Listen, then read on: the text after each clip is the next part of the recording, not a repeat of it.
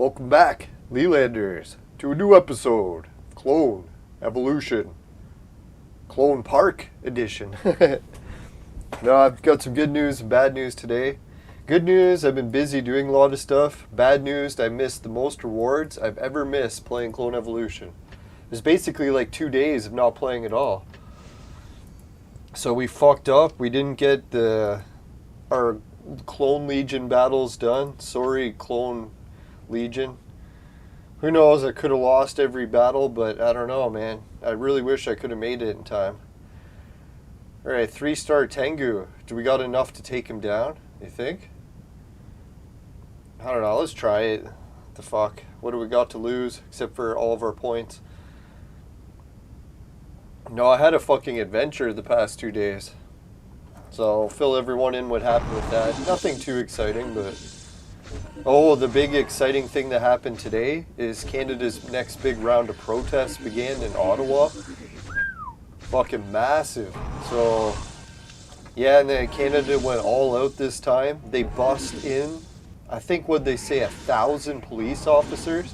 So it's like literally like a sea of police officers. Oh, fucking whatever. Was it Tengu that did it? Like, I don't get it, man. How the hell did I lose that battle? Every hero in this lineup is garbage. Like, I have this hero, useless, useless, useless. It's basically the exact same team as me. Except the only difference is Red Riding Hood's in there, which I have. She doesn't do shit. Maybe at Red Star, she must be better. Yeah, that was a shit show, man. I should have won that battle. There's no way. Like, the only hard hero in there is a 2-star Tengu, or 3-star Tengu, which I can make right now. It's funny how they went so heavily on the fire element, 388. Oh yeah, and we got lots of updates in, the Discord group. So thanks everyone for keeping the Discord so active while I've been gone the past couple days. Alright, let's find a more winnable battle here, why don't we, eh? Maybe we were going to lose every battle anyway, so it wouldn't have mattered. Except for the rewards that we missed. Holy fuck. Yeah, like every team is unbeatable. It's basically the same team over and over again. I don't know, that one looks a little bit more beatable. No 3 stars at least. Like, fuck, I've got a 3-star. You think we'd be able to win, for fuck's sakes? Relax, relax. Let's try switching that around. That's what she said. Alright, let's pour a beer, too. Friday night. No, to celebrate. Actually, what happened was my buddy Frank came over a few days ago. And I can't remember. Oh, yeah, his mom was in the area, so he was like, hey, man, gonna drop by if you're up for it, like, for sure. So we ended up playing some video games. I noticed that one of the only times I play other video games is when people come over, because I'm like, all right, let's play some Halo or try out all these new Xbox games I got. Yeah, he was up for it, so we got Halo going, and I forgot what made Halo so fun back in the day was the 2-player campaign mode. Just teaming up with your buddies and be like, hey, let's play some Halo, right? And you work together, and it's like such a cooperative game that it makes it quite entertaining. But the only problem is we're playing on like a 22-inch screen, split in half, so you can barely see the characters, especially at my age. Back in my day, we used to buy drugs from gangs. Alright, now we just get them from the government, when the government isn't running us over with armies. Yeah, so that was some of the footage people showed from Ottawa today at the live streams. The military police showed up. I hadn't heard of that before. So it's basically like the military, but the police of the military. I guess that's what they are. So anyways, yeah, they showed up with like these armored jeeps, and they had guys with assault rifles pointing them at the protesters. So I was like, holy shit, man, like this is really getting intense, right? If you stand up to the tyrannical dictators wanting your freedom back, they're going to call in the army against you now. It's not just police horses, right? So I don't know how far this is going to escalate tomorrow. We got the bikers coming in. So it's literally going to be the bikers versus the army tomorrow. And as far as we've heard, the bikers are going to be peaceful. But if I could almost guarantee, there was a lot of instigators in the chat already on YouTube. People telling people to like fight and cause violence. So that's not the way I hope it goes. Fuck, we were losing again. Piece of fucking horse shit, Batman. Fuck. Piece of garbage. How did we lose that? There's no one even strong in that team. Fuck, whatever we lost to that. I must be picking like the stupidest team combination, right? Like, my team's well strong enough to win these, and I keep losing. Idiot! If there's a way to lose, I'll find it. Sorry, Guild. I know I should be doing better. Totally let us down 2 days in a row.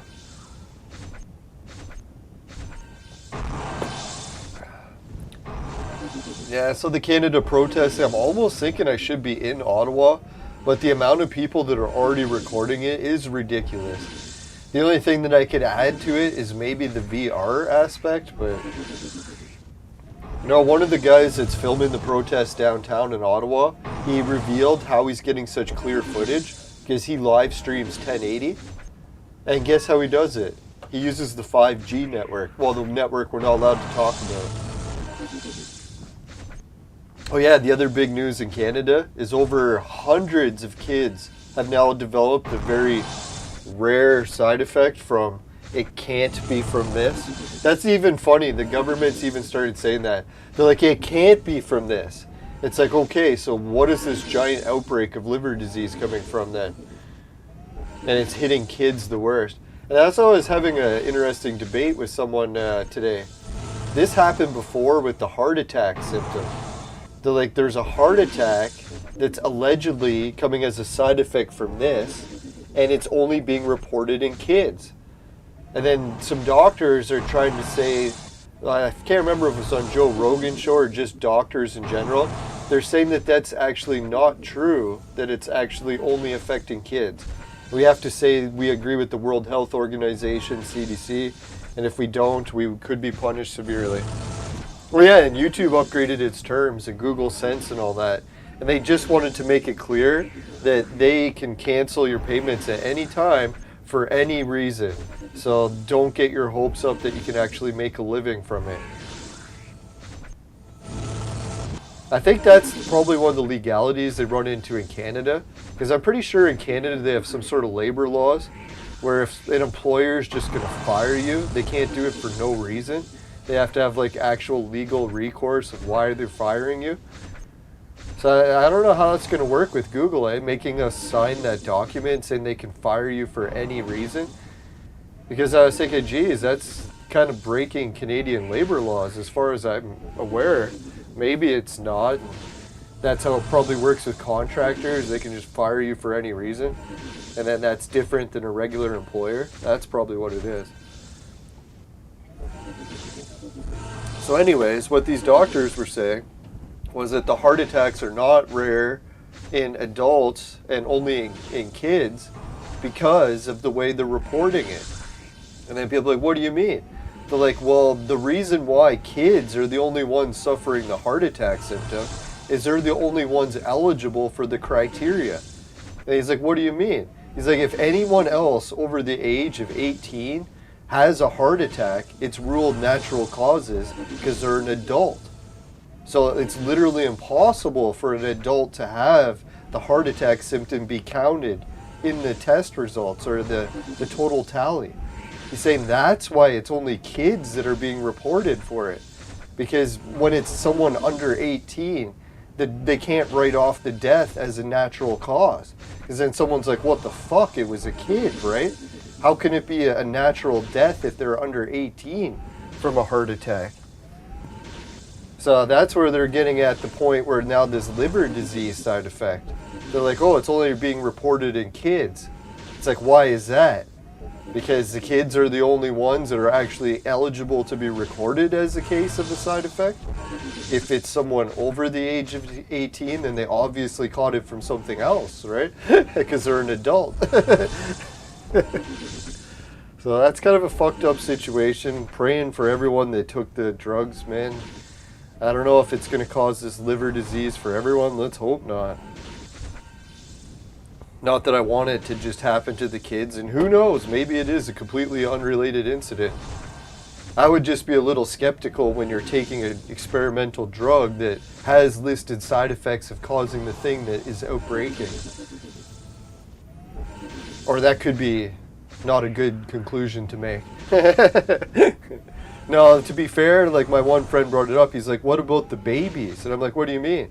He said they found a whole bunch of really young babies that weren't even eligible for the injection yet. So there's no way it could have caused the liver disease thing.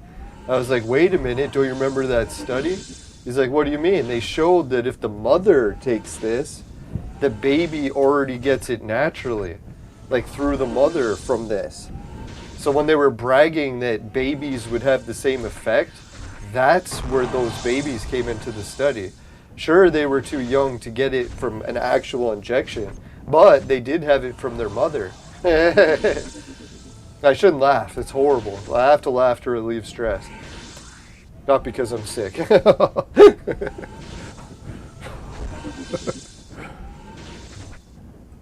Very sick individual.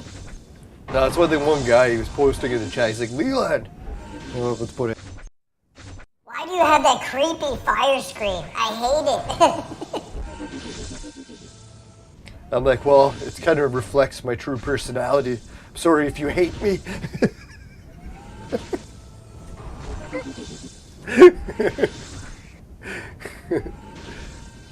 Not everyone was born normal, sorry to say. I swear I was born this way. It had nothing to do with my life choices.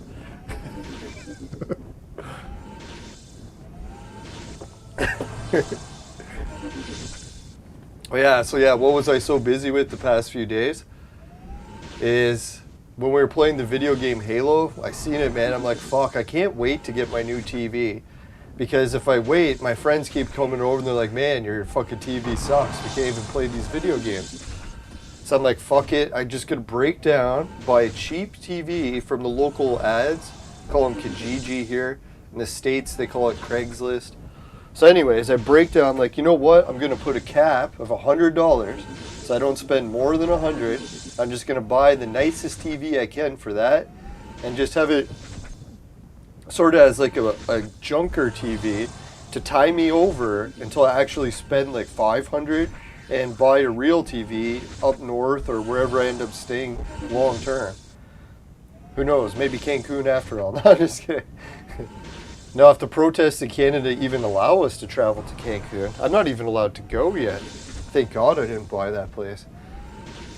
So anyways, yeah, I put a cap of $100, and you know what? I looked at a few TVs, and you know how there's like the lost and found for animals? Like, what do they call it? The Humane Society, and they're trying to get all those like pets that don't have a home. Either cats or dogs or whatever it is.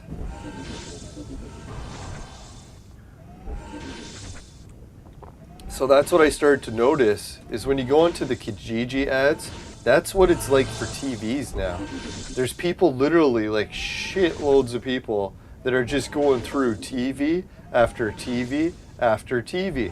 And then they're like, holy fuck, what do we do with all these TVs? So they're probably just like trying to give them away in the local ads. I was surprised at that. There was actually ads of people like, do you want my TV? I'm giving it away for free. There's like 40-inch, 50-inch LCDs, or not LCDs, LEDs. So I was like, holy shit, man, the TV market is so flooded right now. I don't know if it's just my city, but you can literally get like 50-inch TVs for free. People like just come and take it away. Like, what the fuck? So I went through a few of the free TVs, and I'm thinking, hey, which free TV do I like here, right? And then I was like, you know what, maybe I'll spend a little bit more. So I started looking at like, hey, let's look at a few $40 TVs or TVs and such. I think, yeah, we lost all of that. Well, that didn't really matter. We just lost repeatedly. So who knows? Maybe it was better we didn't play yesterday. So there was a brand new ad in one of the most wealthy neighborhoods in the city. So I'm like, you know what? This person's got a TV, but it's a 55-inch, which is 10 inches smaller than my 4K TV. So I'm like, oh, it's going to be kind of shitty downgrading size, but who knows? It is a better brand name. I looked at the brand name and it was a LG, like life's good. If anyone's wondering, that is what Life or LG Electronics stands for. Life Good. Not sure why it stands for that, but. So yeah, I'm looking at this LG TV, 55-inch, and it's like in a really wealthy neighborhood. And the person's saying it's in good shape, and they showed a picture of it, and it looks like a really nice TV, like high-end. Like definitely, usually my budget for a TV is around 500, so this TV was in the thousands new, so I was like, holy shit, man, this is a fucking nice TV, even though, oh, it's only 55-inch.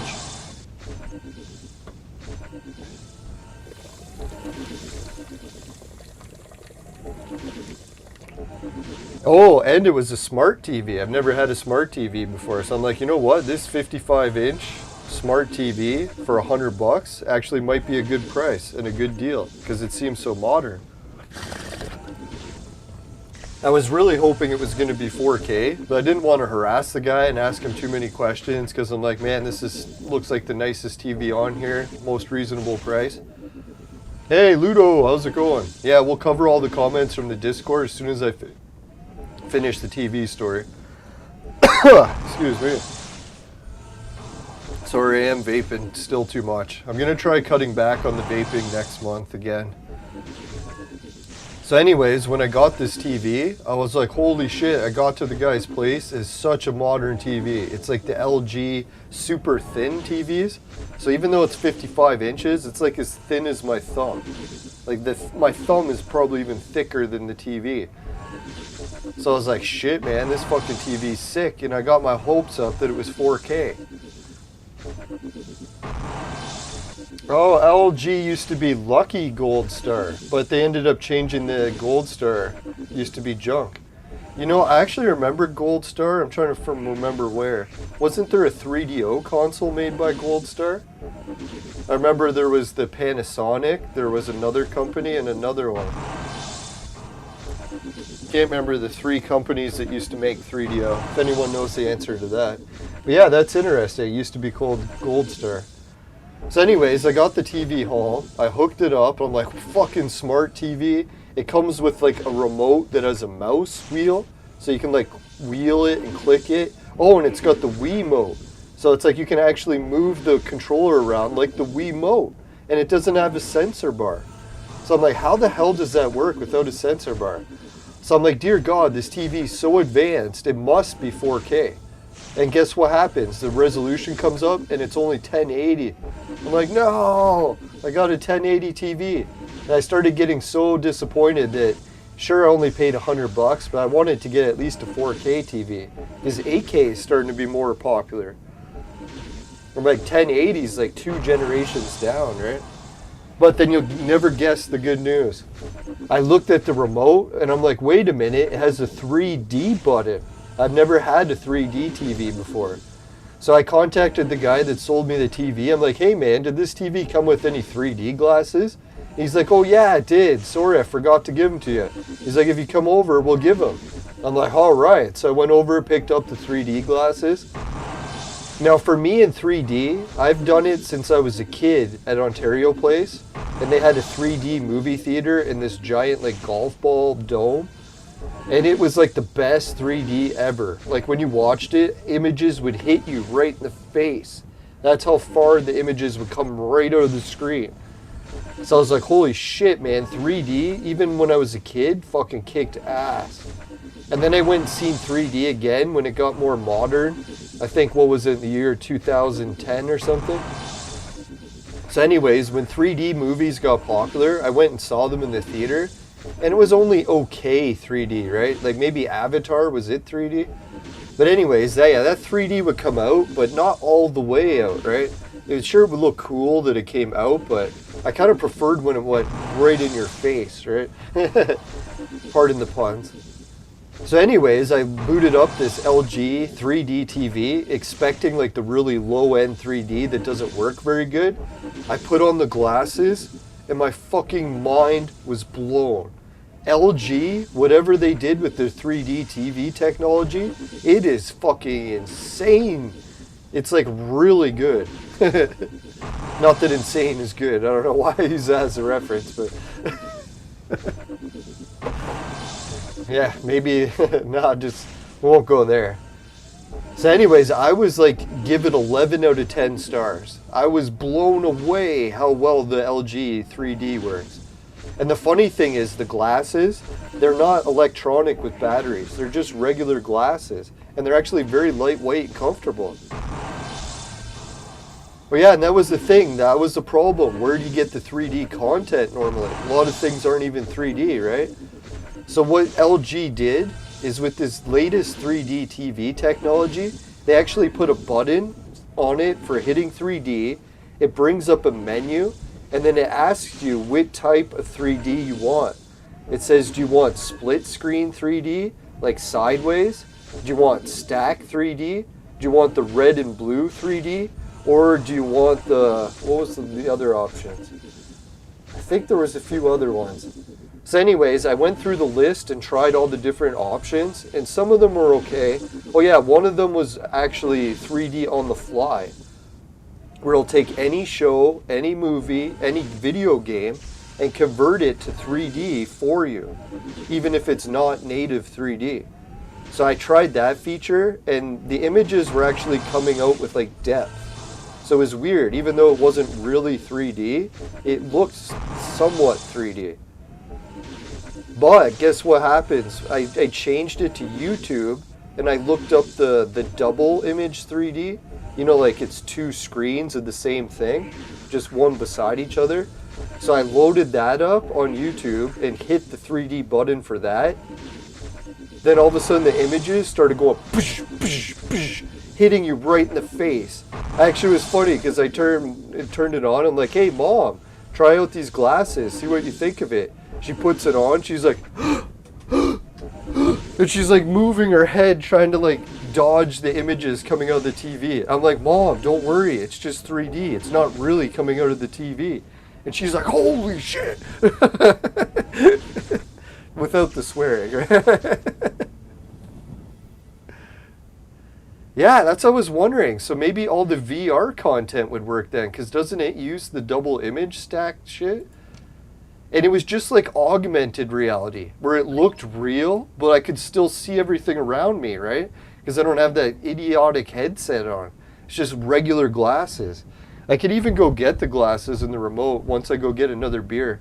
I'll bring it on the same trip.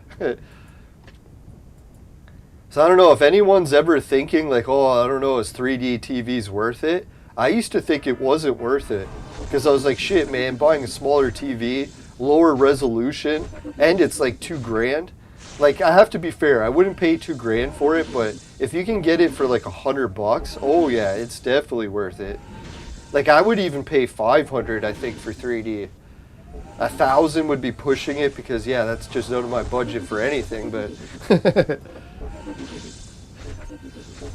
but fuck, man, what a wild ride. I'm so into my TV again. I was like, holy shit, man.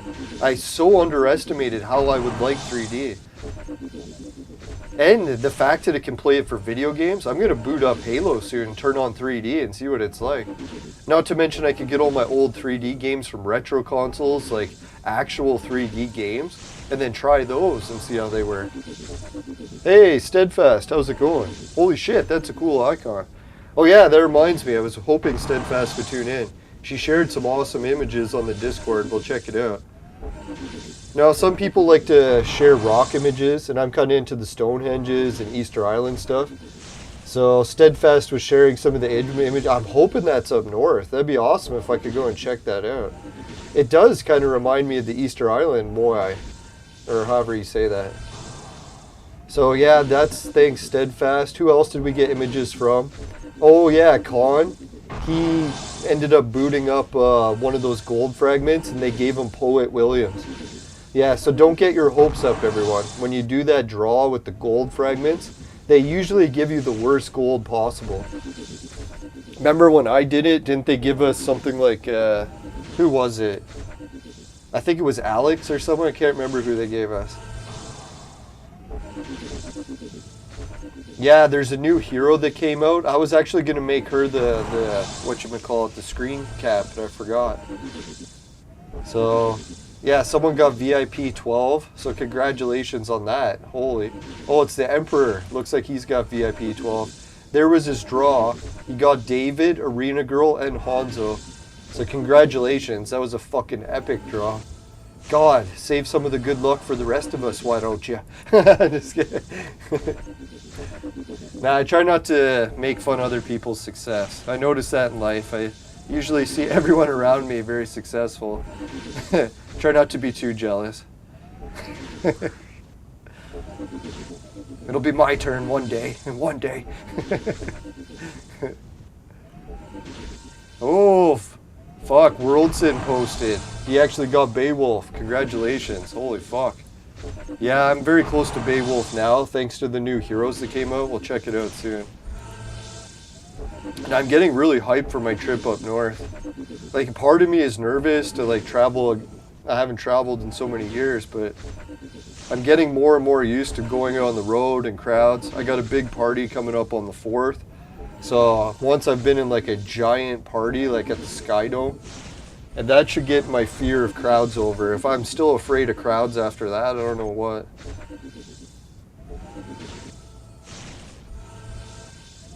Has anyone heard of Orna? Steadfast is asking. I don't know. Orna does kind of sound familiar. Oh, Orna and Amethyst. Yeah, Amethyst is one of the crystals I collect. Steadfast is dreaming about something we should not be talking about on YouTube, so I'll get back to that later. Oh, we got some more people that joined. Yeah, thanks everyone for joining.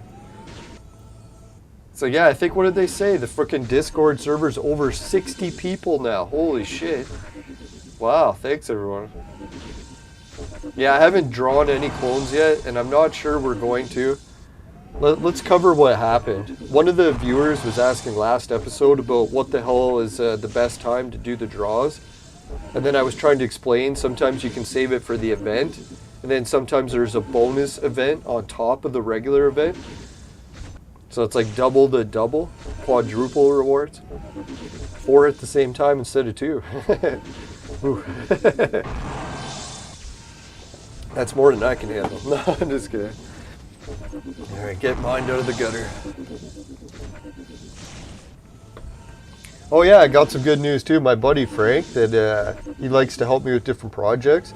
He said that, yeah, if it comes down to it, and I need someone to help get the work done up north for cheap, he said just hire him. He said he'll come up and help me do it all right cheap.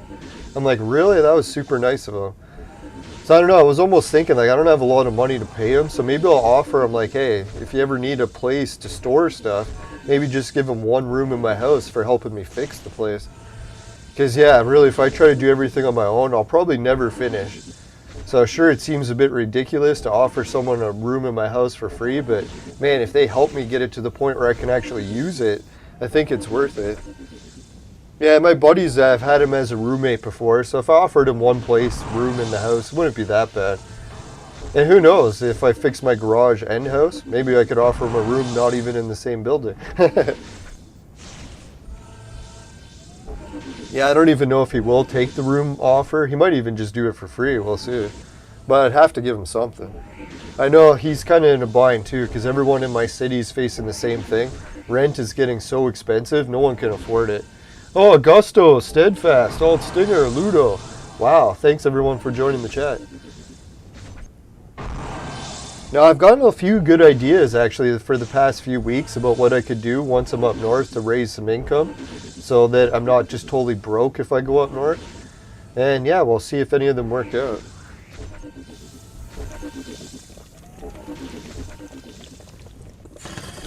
I want to try doing a live nature cam, so if I can actually get internet up north and electricity, then I could set up a nature cam.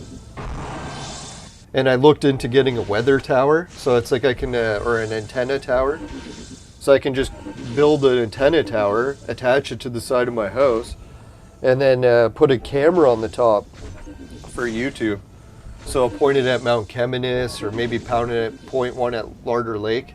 So that way I'll be able to do gaming streaming for revenue and maybe some nature cams. So if anyone will be wondering where I am when I'm streaming all this video game stuff, you can watch the other stream and it'll be a live image of the mountains or the lake or the night sky. That's what I was thinking too. If I can actually set up the ISO or frame speed and do a nighttime camera of the stars, that'd be sick. But I don't even know if that's possible. Yeah, the stars up north are to die for. If anyone lives in Toronto and they haven't actually been out of the city to see the stars, oh fuck man, you have no idea what you're missing. Especially once you get up to like, I don't know, like even going as far as Kirkland Lake, it starts getting ridiculously good. I can't imagine what it's like if you went up to like, I don't know, what's that one place, Hudson Bay? Holy shit, must be fucking unreal there. The only other thing I can think of why the stars are so nice in my place near Kirkland Lake is the elevation of the land. Because the land itself is actually the highest point in the entire continent. So maybe that's contributing to it. Excuse me. Yeah, so I'll try to bring back some pretty cool star images.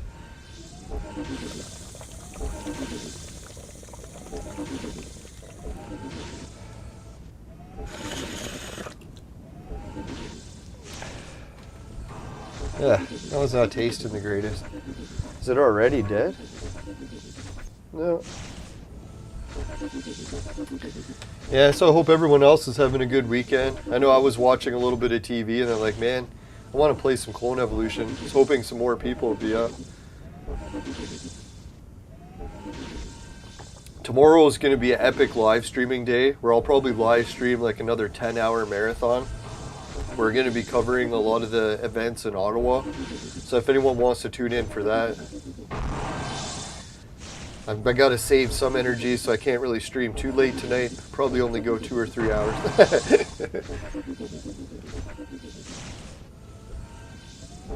Yeah, Steadfast also lives up north. So yeah, she knows all about what the stars are like up there. It's really sad in a way because I was thinking a lot of people don't even realize how it affects you when you see it. Because you're almost like looking at like something so amazing that you can't even picture it till you see it. And when you look at pictures of the night sky, it just never does it justice. And the videos don't really do it either. Joe Rogan talked about it on a show a bit when he actually went to a holy mountain somewhere, I think it was Hawaii or something, and he saw the Milky Way for the first time. He said it was actually the most impressive thing he ever saw for his whole life. He even liked it better than the birth of his kids. So I was like, holy shit, right? Like I've never had kids and I always heard that was amazing. So to think that some people actually think it's even more amazing than that. Yeah, so if anyone's down in the dumps that they've never had kids, you can be like, hey, you can go see that and be like, seeing something even better than kids.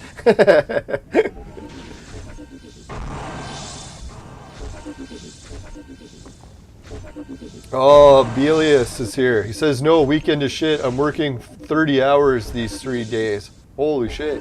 Yeah, that's what my buddy Frank was saying. He said he pulled off a lot of hours lately too. I've been getting really low hours because I got laid off. My brother's business isn't getting as much as it used to. Where a lot of people are dealing with the inflation thing where everyone's got to raise their prices. And then once you raise your prices, good chance you lose a lot of business, right? So yeah, hopefully things pick up there, but really, the layoff isn't so bad. I'm going to apply for unemployment insurance soon. And if I qualify for that, then I'll pretty much be making the same amount of money that I used to anyway. So hopefully it won't be that bad. I really should have applied for unemployment insurance sooner, but I had to get all my tax stuff done. We're working on that. My tax refund was actually better than I thought working for YouTube, so I think I got like, I don't know, it was a decent amount back. Actually, I think it might even rival the best return I ever had. No, I'm in the poverty bracket, so I don't really have to worry about paying too much tax, because it's the one good thing if you make under a certain amount, they call it poverty, and then you get almost all your tax back. I think even like 90% or something. So being in poverty isn't always bad. Paying less tax is an upside. No, I'm lucky that despite being in the poverty bracket, I don't have kids or many things in the way of bills, so it's not actually as bad as it sounds. Trying to cheer people up. Now that's how I'm able to afford internet and streaming and stuff. If I had kids and a car and all that shit, no way I'd be able to do it. I'd be fucking broke.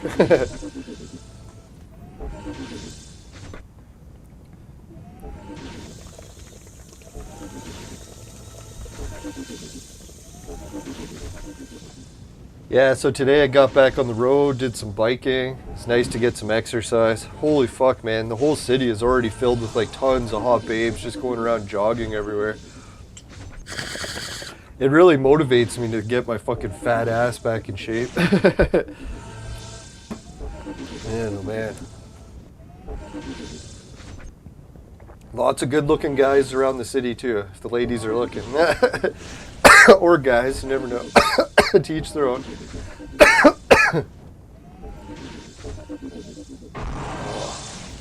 No, there was actually good news and bad news with my events going to play disc golf. I realized that my disc golf game is really bad.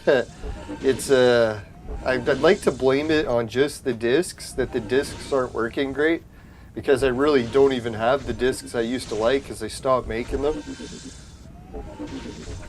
But I was thinking, God, even like my body isn't reacting well to disc golf. I really could only play a couple of games a week or I just feel sore as hell. So I really got to cut back on how much I'm playing, and I'm playing like shit. So the one thing I noticed, it makes me dislike disc golf enough that I'm not overplaying it. Because that's where I was starting to get a bad thing going. Where I was getting so addicted to disc golf because I kept winning all the time. I was like, fuck man, if I can't stop winning, I'm never going to be able to stop playing. So at least now that I'm playing like shit, it's helping me break the addiction of being so addicted to playing that I can't stop. So I guess that's the one good way to look at it. I was even watching some girls play on the course today.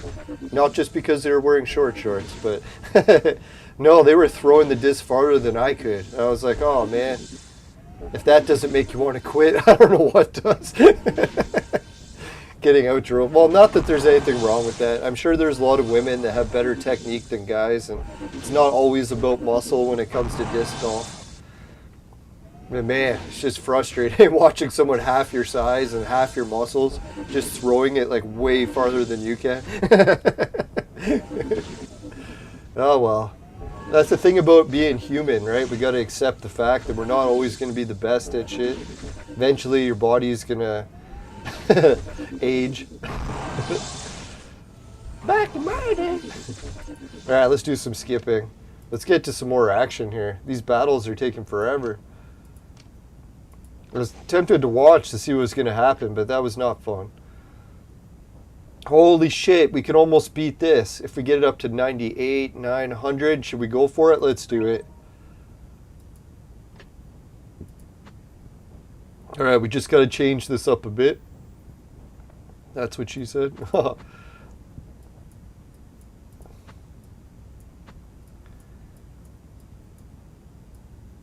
Oh yeah, there's actually been some exciting space news. So I don't know if anyone's into space stuff, but it has to do with Netflix as well. I don't know if anyone watches Netflix. Let's see. Who else can we bring in here that'll tear him a new one? Let's go with him. Or maybe not her, him. Yeah, that looks reasonable. Let's try this for extra attack.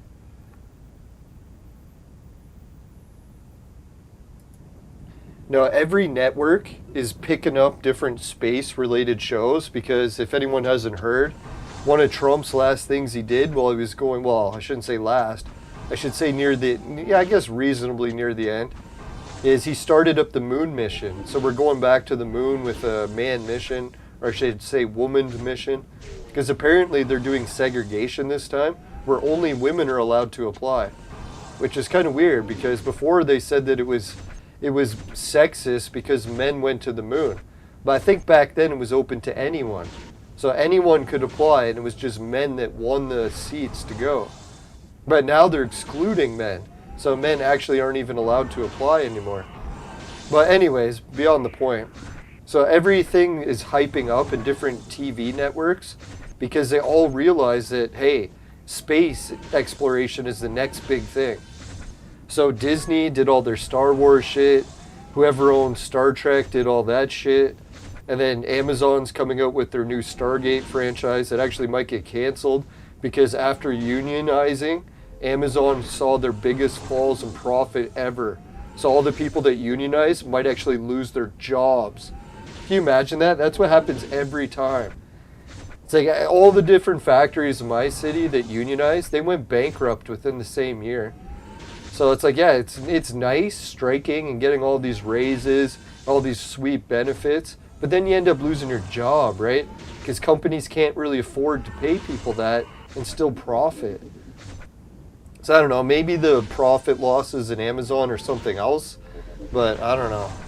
But anyways, yeah, so Amazon was Stargate, and Netflix had their big space show. I can't remember what their show was called, but it's actually getting canceled. So yeah, this kind of sucks. Netflix, people are like, hey, why is everyone canceling Netflix? Then people are like, well, maybe because Netflix is canceling all its best shows. I know a lot of people are into the space topic again. I don't even know if it's related to the new NASA mission, but...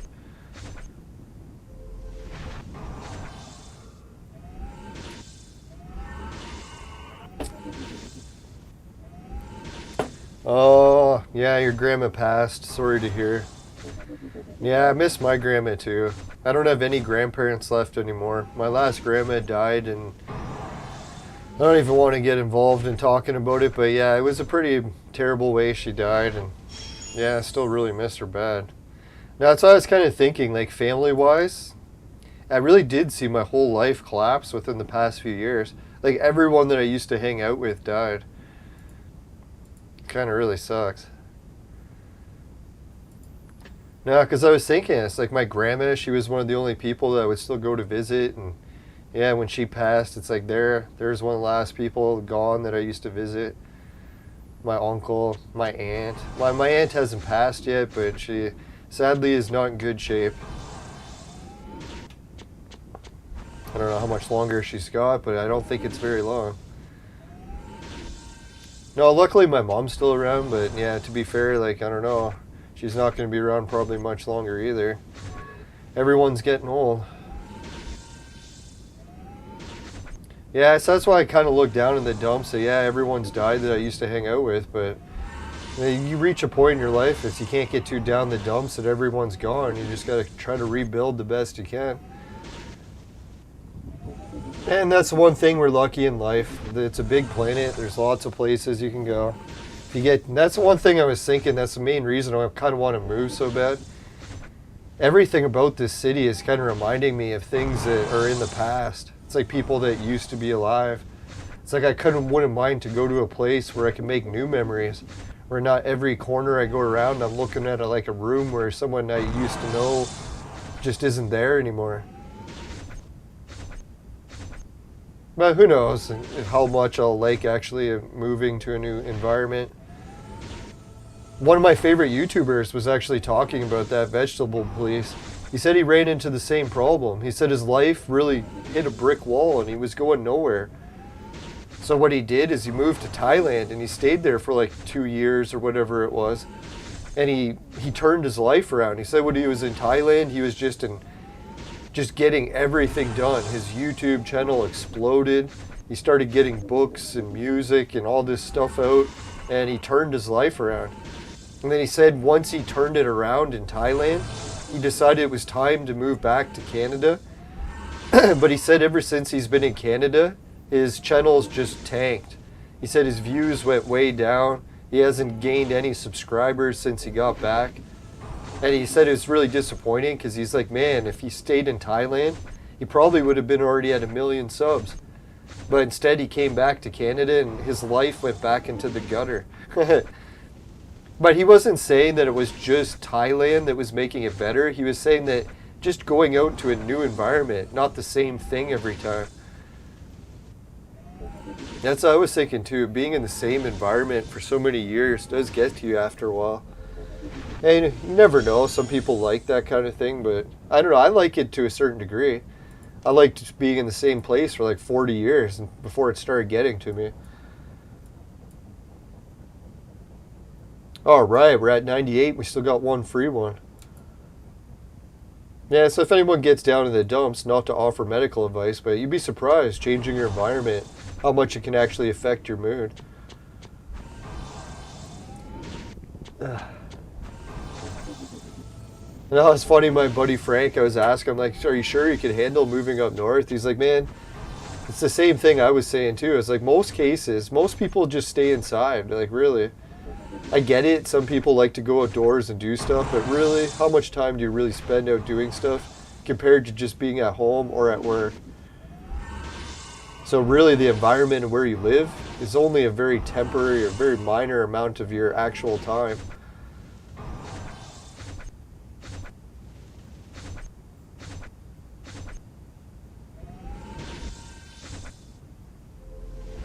Oh, your grandma didn't die recently. That's good.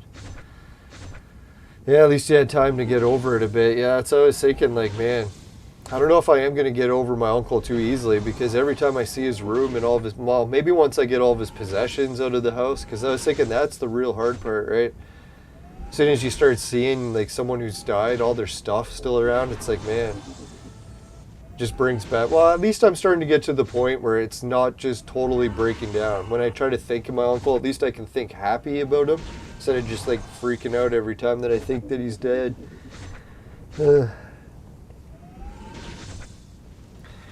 No, really, that's part of life. We got to come to terms. Everything's temporary.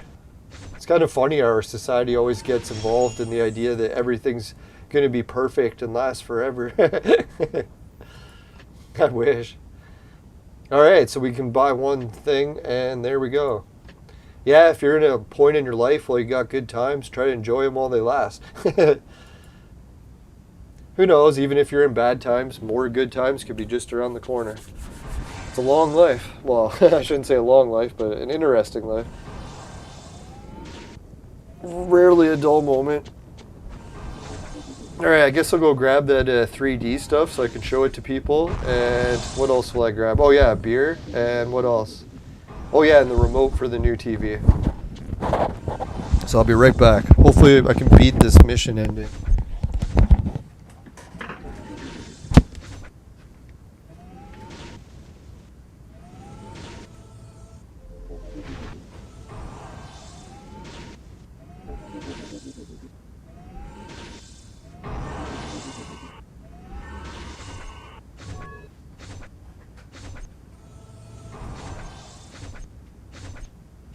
Oh, here.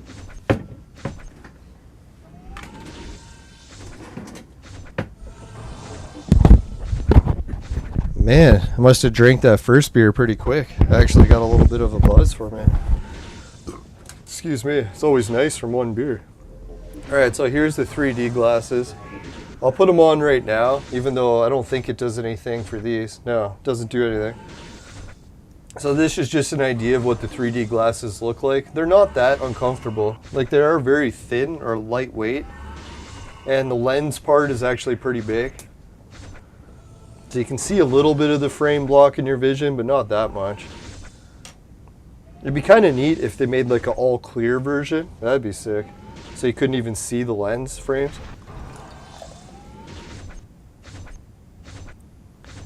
Now, I've seen and tried the different 3D glasses from like Sega. Sega had some 3D glasses back in the 90s. And they had electronic 3D glasses where it like blinked, some sort of like weird shutter speed thing. And yeah, I didn't like that 3D. And actually it even caused headaches in some cases. So I was like, fuck that shit. So these kind of 3D glasses where it's just like, it's literally just glasses, right? There's no electronics in it. It doesn't blink or anything. And when you put them on, it's just like sunglasses. It's slightly darker. All right, we defeated it. And normally I'd be like, fuck 3D glasses. I don't even want to wear them because it's so cheesy. But man, the 3D on that TV, it actually makes it worth it. It's fucking mind-blowing how good it works. I'm actually kind of surprised 3D TVs didn't take off better after seeing how advanced it is. I think it was probably just the price point, right? Like, who the hell wants to pay $2,000 for like a $500 TV just because it has 3D? If you can get it for $100, yeah, then it's worth it. So I don't know, for a junker TV, I'm actually really liking this one. I hope it doesn't break right away. Knowing my luck in TVs, it'll probably barely last at all, but... Oh yeah, and there's the remote for it, if anyone wants to see. It's actually got a mouse wheel and everything, and a 3D button. See the 3D button? So how cool is that for a TV remote? Oh yeah, and then there's the box for the glasses. Cinema 3D. So I guess it is really the cinema kind. And it came with 2 glasses. I might actually get more glasses so when my friends have a games night and come over, I can get like maybe 4 or 5 people to actually wear them and check it out all at the same time. 2 at the same time, better. Alright, so I'll take these off. Don't need them anymore.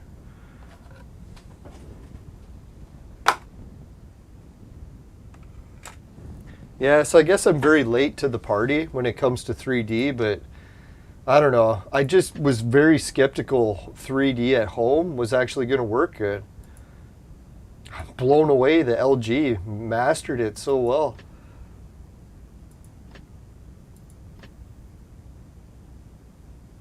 Yeah, that reminds me. Ludo Ergo. That was right. Computers came out with 3D glasses for a while. I think that was in the year... Was that the 90s or 2000s too?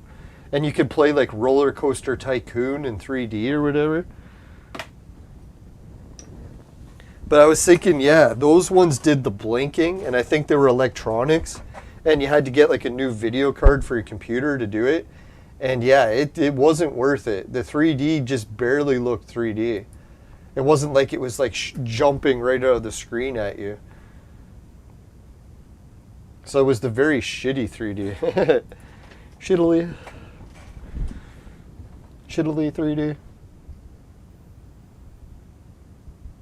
Ah, farmer's bet. As being no stakes, only a wager.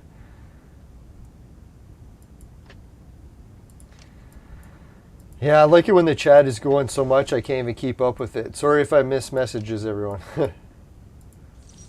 Alright, let's do a couple casino spin draws. Who knows, maybe we actually will get Peaceman. We should have to wait to the next big event. Ooh, cash money.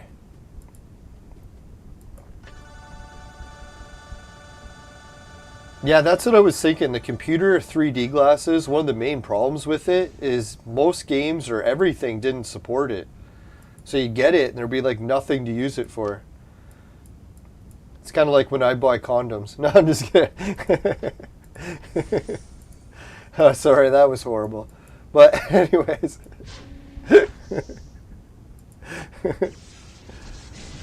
Ooh, Blue Hero.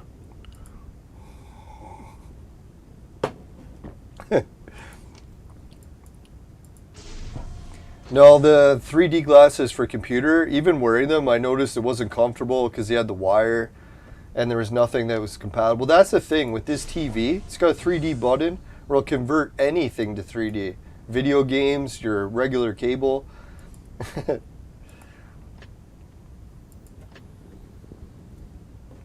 Oh God, man, I watched the most horrific video today. I should never have watched it because I'm thinking about going on bus trips all the time. Has anyone ever seen like an in-camera footage of what happens when a bus crashes? Oh my God. It's like I should have guessed. Like I don't know why I was thinking that bus crashes wouldn't be that bad. Fuck.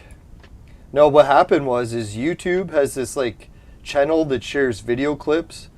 And what happened was I guess schools put cameras inside the school bus so they can keep an eye on the kids. I don't know what it is, but So whatever, they have this school bus camera. And what happens is they're just watching the kids. So the kids are just playing on the bus.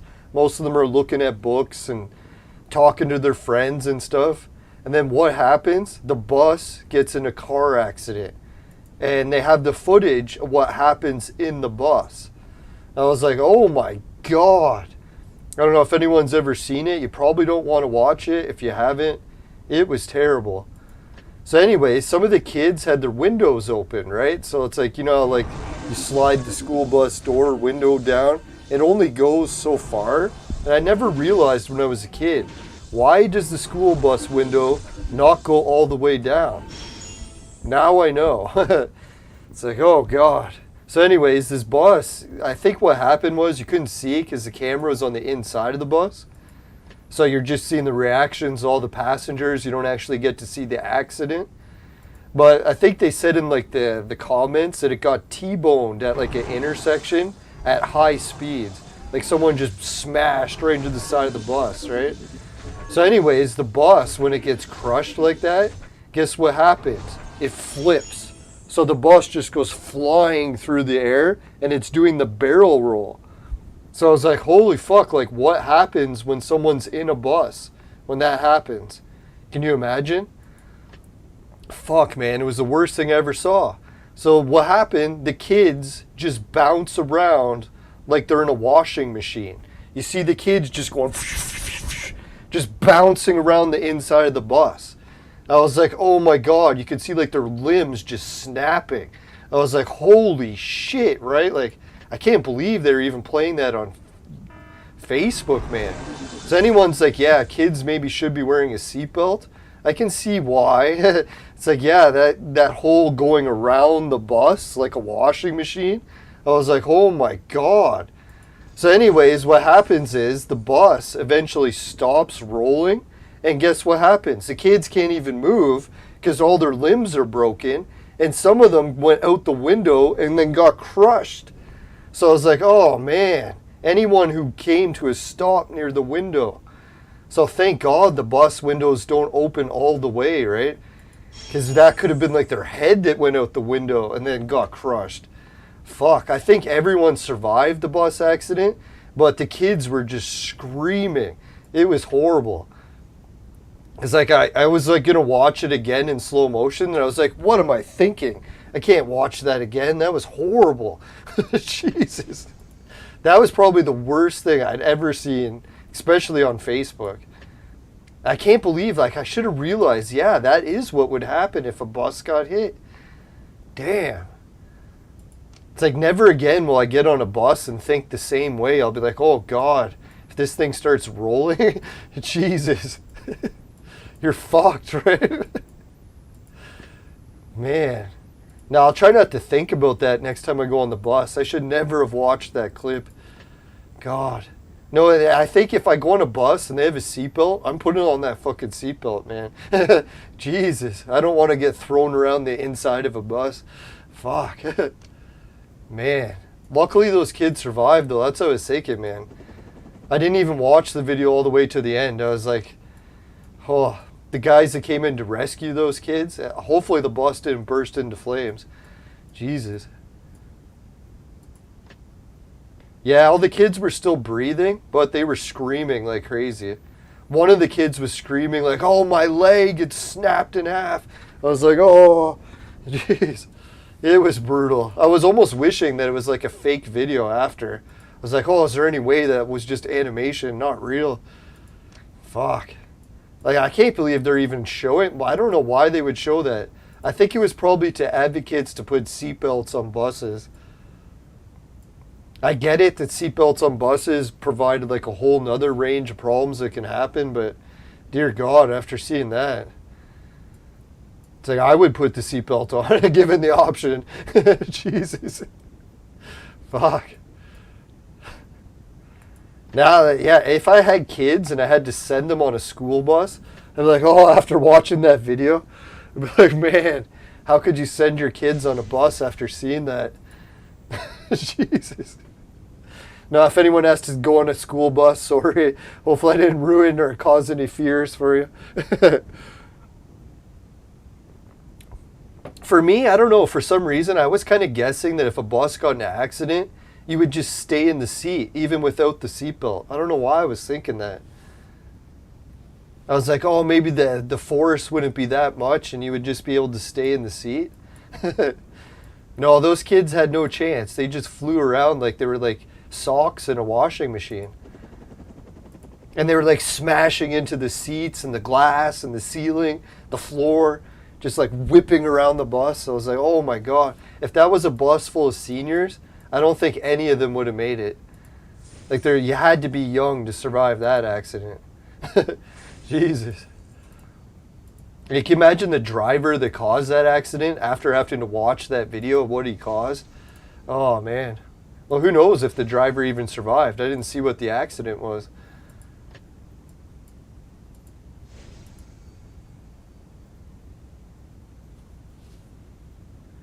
Yeah, I actually tried never to watch those nightmare videos. So that's weird that I watched it, but it was just because it came up in my Facebook feed. So it was like I couldn't even scroll past it without it playing. And then I was like, once I started to watch it, I was like, oh fuck, I can't turn away until I see what happens. And then after I was like, oh, I shouldn't have watched it. I don't know, some people like watching those nightmare videos, but man, I've never really been into that. I'm a little bit squeamish to say the least. Oh yeah, so we got some options here if anyone's wondering what the Vibram store or Vibranium or whatever it is. I don't know, if I don't really see anyone that I want to buy here except for this dragon chick. We might actually buy her if we can get enough. Yeah, that was the bad news. We missed out on all the Vibram coins that we could have won on the last event. I even had it unlocked. I just didn't claim it in time because I couldn't get to a computer. So sadly we missed out on a whole bunch of items. Well, life is like that, right? Everything's going to be gone one day, so can't really get that upset. And we might actually buy some Baldwin fragments. I know Captain Cuck I would go for, but we already got him, I think, enough to make him gold, so we don't need it.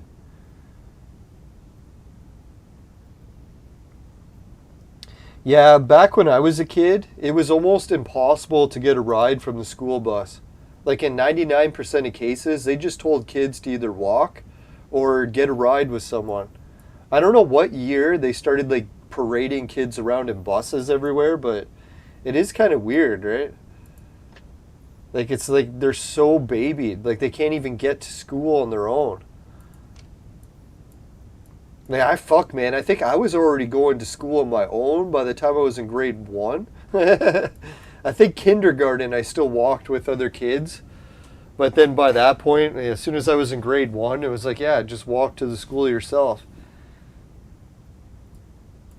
I get it with girls. If you're sending girls alone, yeah, I'd be a lot more paranoid. Not to be sexist about it, but reality, right?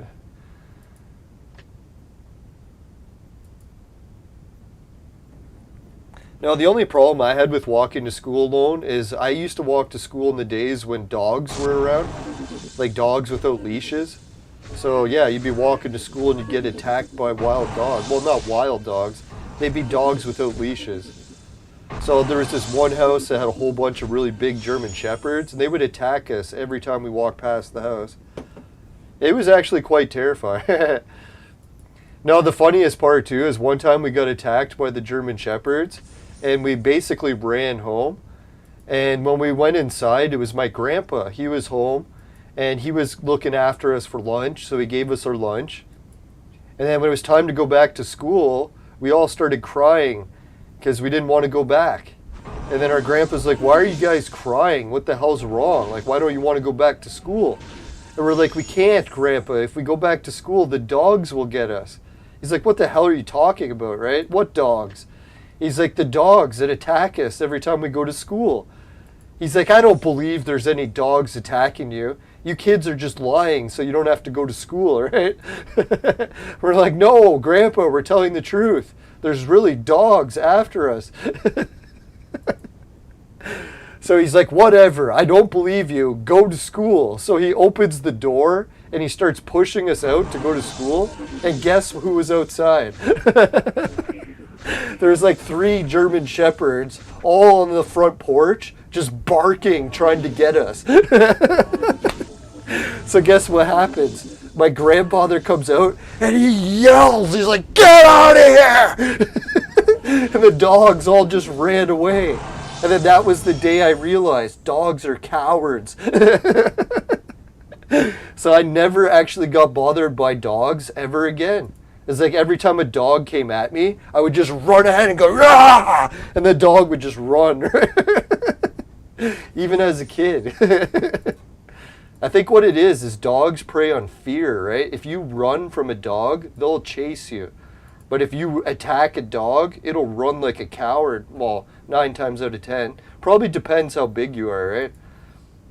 Or maybe even gender. Dogs might run from men more. I don't know, but maybe those damn dogs are sexist. No, but luckily I've never feared dogs since. And usually what I do every time I see like big animals too, I always do the same thing where I try not to show fear.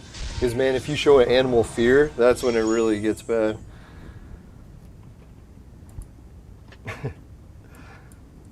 No, my grandpa actually believed us about the dogs after that though. He's like, "You know what? You kids were right. There was dogs after you."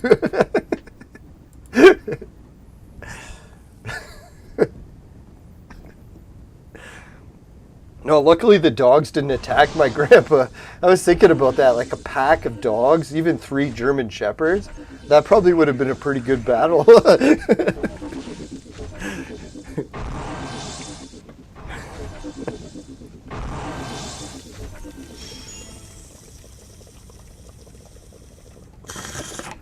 No, I think it was about the 1990s where all of a sudden like the Humane Society was around, and if anyone let their dog run around free in the neighborhood, the Humane Society would just kidnap them and hold them as hostage and say if you don't pay $500, they'll kill your dog. And then if you pay them the $500, they'll give you your dog back. I don't know how that's a legal business, but at least it got rid of all the wild dogs. Well, I shouldn't say wild. People putting dogs without a leash, just letting them roam the neighborhood. When you think about it, that must have been such a weird time, right? Just go outside and there's like everyone's dogs just walking around without a leash. It's like, I actually notice that when I go up north. Sometimes I run into people and they're like, "Hey, our dog's gone." I'm like, "What the hell? How did your dog get away?" And they're like, "Oh, we just let it roam without a leash." I'm like, "What? You let your dog outside without a leash?" I guess it's common in some places.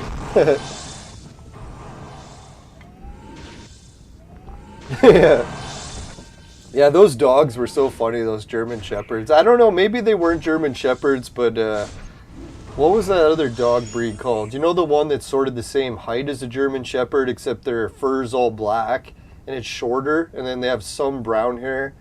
Can't remember, where's the brown hair? On their ears or something?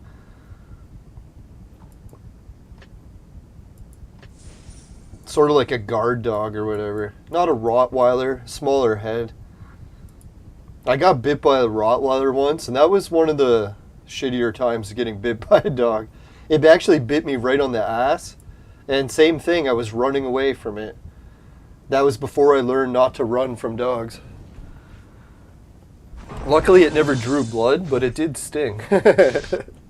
It bit me right on the ass while I was trying to run away.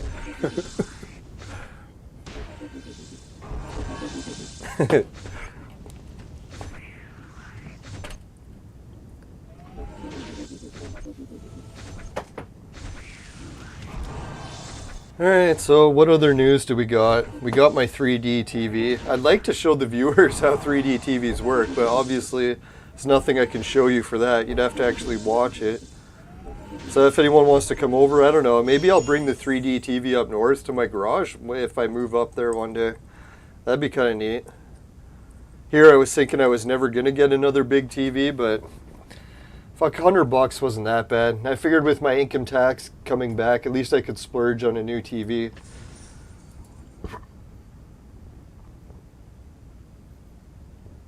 Oh, thanks, Steadfast. I appreciate that.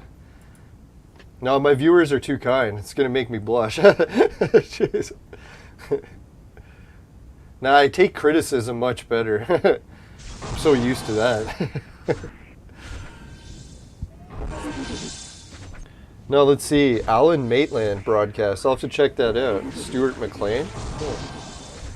No, I used to really like watching TVO. The one time, I think it was Steadfast, was sharing some TVO broadcasts. That used to be one of my favorite channels when I first moved into my apartment. Because I had my own apartment, I couldn't afford cable, so I just got antenna. And TVO was one of the channels. So I ended up watching a lot of TVO. It's actually a really good station. A couple of the different news shows on it, I don't mind. They actually cover both sides of issues. Was it Steve Pagan or something? Or Steve Pagan? I think that's what it's called. Something like that. But anyways, yeah, his show, it's actually pretty good. I don't know if it's still on. I haven't watched it in a while. And they do the documentaries. Oh yeah, the nature documentaries they do. Some really good ones. So I shouldn't pick on Canadian government. Canadian's government does some good shit. Not all the TV channels are bad. That TV01 is pretty good.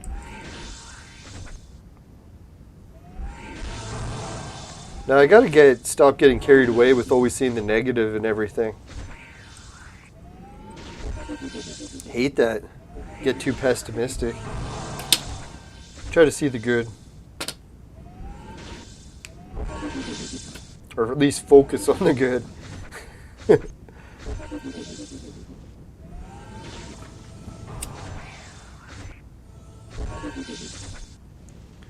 Yeah, so the protesters in Ottawa, they were sharing how they do the live stream coverage so good with the Rogers 5G network.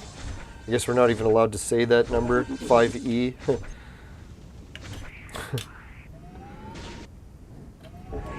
Yeah, I'm starting to worry about those kids with the liver disease. Hopefully that's...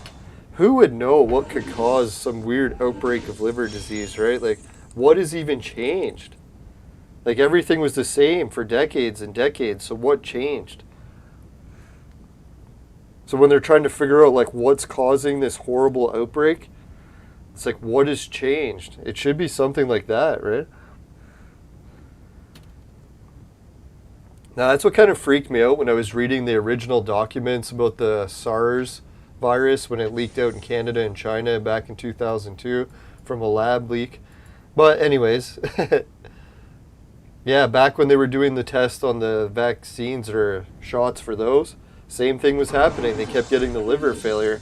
And they're like, oh God, we're never going to get this drug approved because it keeps failing everyone's livers.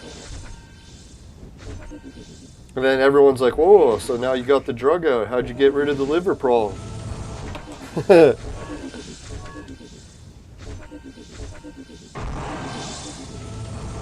Oh, Mako Actus from Argentina. Thanks a million for tuning in, man.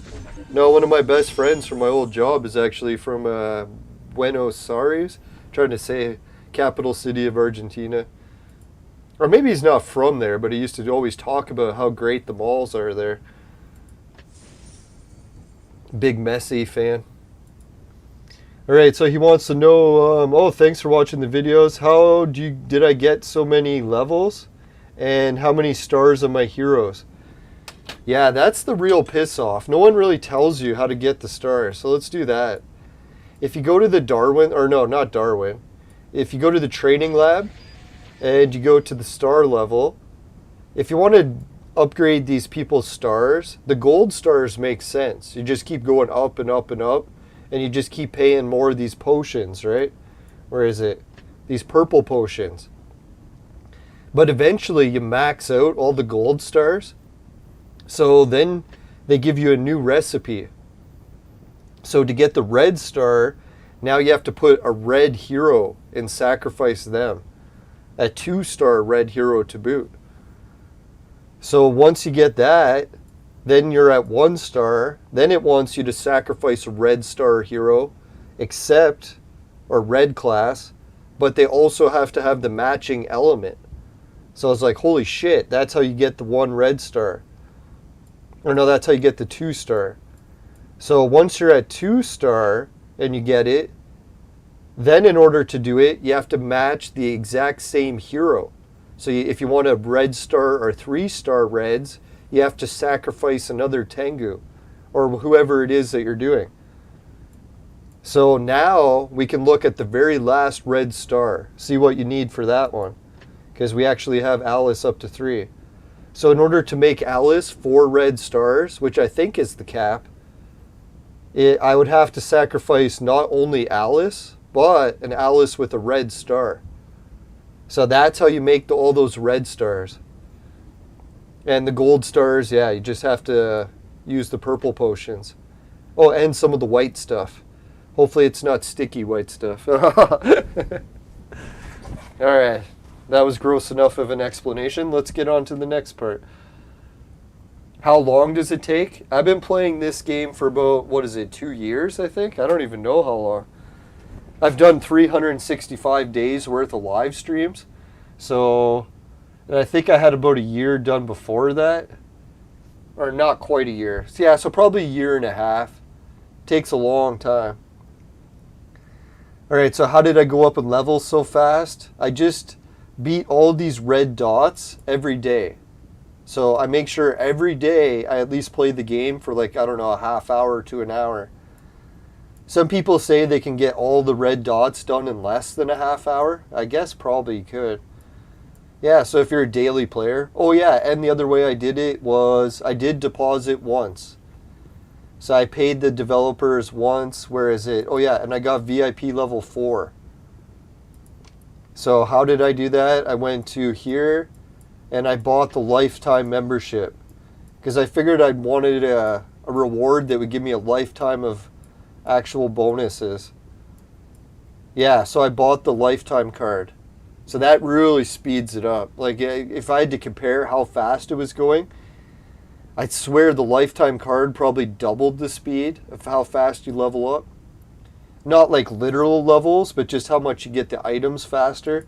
So the items can help you level up faster. But these levels, I think, relatively stay at the same rate. But what I mean is, like, yeah, if you get VIP level, now I get all these unlocked, or more of them. So now I get 5 spots instead of just the original 3. So that, right there, that helps you go up way faster. That's what she said.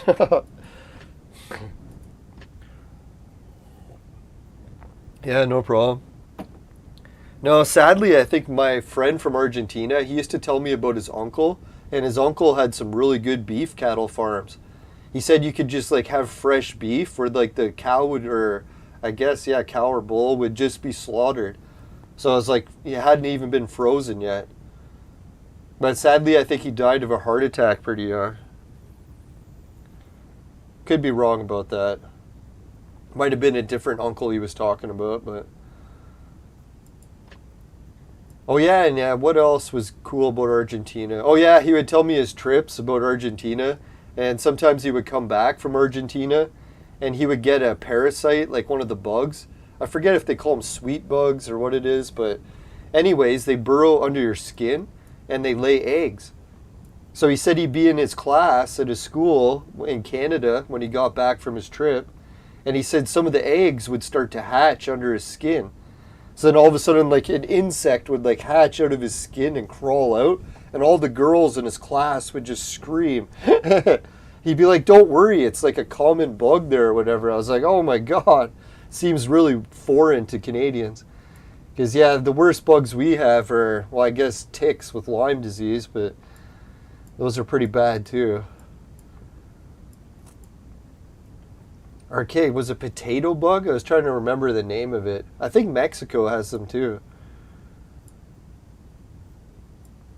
Alright, so should we do a refresh? Yeah, let's do it.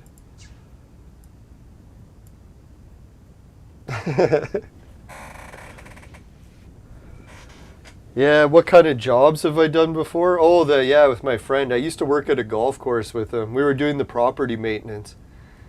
Yeah, it was some wild parties. I still party with him occasionally. Games night about once a year. No, he said it was funny because he was actually a German that lived in Argentina. I think his family was half Jewish too. So a little bit of a complicated background, but He said it's funny when he comes on the bus in Canada because he can speak so many different languages. I forget how many he can speak. I think he said French, English, German, and what is the other one? Oh yeah, Spanish for Argentina. So he'll go on the bus and people will be speaking like all these different languages and he'll be able to respond to almost anyone. I was thinking, man, that'd be so neat to be able to do that. When he raised his kids, he raised them the same way. So when they went to elementary school, they could speak like 3 languages when most kids could only speak 1. I wish I had the dedication to learn languages like that. Fuck.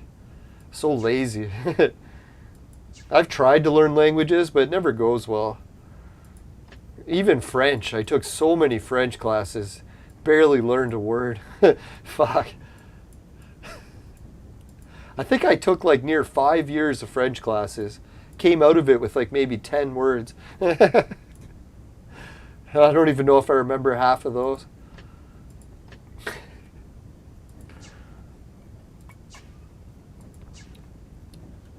No, he said it's really funny too, because yeah, a lot of Hispanic people will be talking Spanish, and they always assume that he can't speak Spanish because he's German.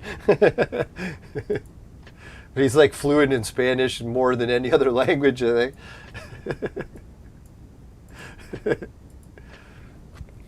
Now, I was thinking what I want to do is get the Google earbuds so that when I go on the bus, like I'm in Canada, so when I go on the bus, I might hear like 10 different languages. And it'd be so weird to actually be able to hear and understand each language. They actually got the technology to do that now. Obviously, I wouldn't be able to talk back to any of them because they'd have to look at the phone, it would translate, but at least being able to hear and understand it would be quite the accomplishment.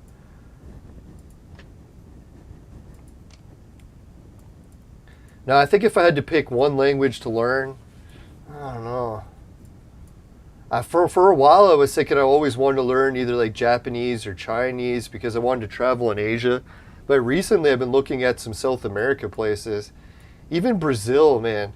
As much as it's got some bad, what do they call them? Not the shanty towns. They have a specific name for it, but God, man, some of the wild stuff in Brazil. The video game market there is so wild. All these different variations. And a lot of hot babes. I don't think you can get much better than the beach babes in Brazil, right? Yeah. Not to say that Japan doesn't have a lot of beach babes. I don't know. I haven't been there yet.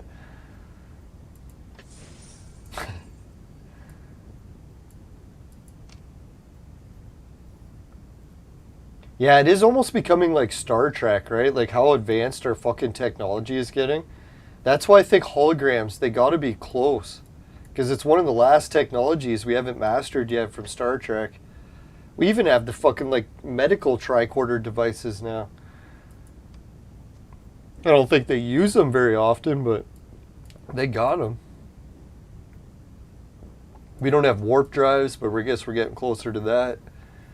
If anyone heard the big announcement, there was a breakthrough with magnetic fields. They measure it in Teslas. So apparently they've smashed the record, like even doubled it. What's the strongest magnetic field we could create? And people are wondering, why does that even matter? Magnetic fields are what they need to build not only advanced transportation, sort of like maglev trains and all that stuff, but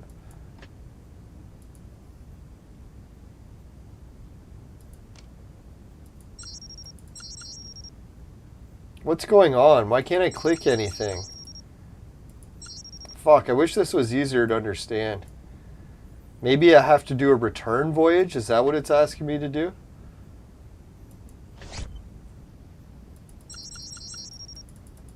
Am I clicking the wrong spot? What the fuck's going on? I could have swore you like click on the level and then you could fight it. What's going on? Why can't I? Oh, click the pearls. Where are the pearls? I'm going blind. Oh, we got one for that. That's cool. Oh, we even have a bunch, eh?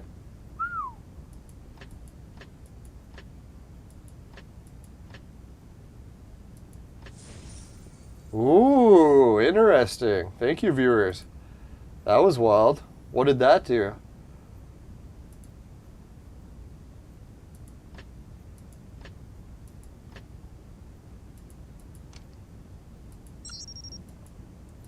Alright, what else can I click here? Do I just go back to base or return voyage, or is there something else I'm missing? Click the pearls. No, I'm always very envious of everyone who can speak 2 languages. That's the one thing, man. My uncle, as much as people with Down syndrome, people make fun of them that they can't be as smart as anyone else, but man, he was fluent in 2 languages. And he could read and write it. It's like, I'm still struggling with 1. Yeah, he was a good guy. What is this? Ooh, we're getting better rewards now, eh? Finally. Alright, so we'll have to click return voyage. Oh, there we go. And we got 11 more of those orbs. And we got a ticket. If anyone knows what that is, must be like one of the new ships or something. Wow, that was different. If anyone's mastered all this stuff, man, fast learners. I'm still struggling. If anyone's watched the show, they know I'm a little bit of a slow learner, but I catch up eventually. Let's hope.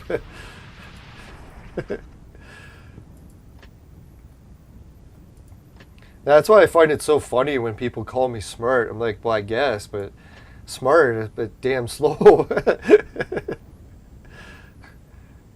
Man.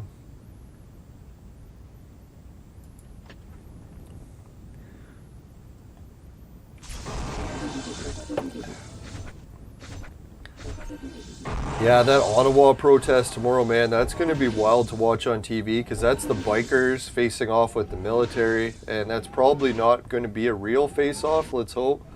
It'll just be a peaceful protest. But damn, man, I might be streaming the whole day for that. We'll see how it goes. I did go out and play disc golf today, and the way my body's reacting, I really can't play more than once every 2 days now. It used to be every other day. Who knows, maybe my body will adapt and get strong enough to do it again, but I'm pretty sure I'm going to be capped out at 1 or 2 games a week, which is good. I shouldn't waste all my time playing disc golf. We got more video game stuff, more YouTube stuff. Oh yeah, that was the good news too. My buddy Frank came over and we set up the games room, and we got the internet going to all my consoles now. So not just my Shield, so we'll be able to finish setting up the network very shortly. Like, yeah, I got like way more done than I did last week. So we might start live streaming. I'll have so many console options to live stream. If anyone wants to hear the list. PS1, 2, 3, 4. I don't have 5 yet, but I'm pretty sure I'm not buying a PS5. I'm pretty much done with Sony. I was even contemplating not getting the PS4, but the 3D or the VR for it was just too tempting. Even though I barely use it. So yeah, I've got all the Sonys. I've got an Xbox 360. I've got Intellivision 1 and 2, Nvidia Shield, a Nintendo Wii, and a Nintendo Wii U. Oh, and a Coleco. And the Intellivision Classic. Excuse me. We can also stream cell phone, obviously. BlueStacks. And I think I got Nintendo DS's, but I don't think there's a way to stream those. Not that I've heard. Oh, one of the latest things I just got in the mail. I don't think I showed the viewers yet. If anyone's into PS2, your fucking mind will be blown from this thing. Let me go grab it. I'll go grab it and grab another beer at the same time. Let me pause this and we'll just play the Vaporizer commercial while I grab a beer and the PS2 shit. Oh man, if anyone's a PS2 collector, this is the most wild thing I've ever seen for PS2. Alright, we'll be right back and we'll go grab that beer.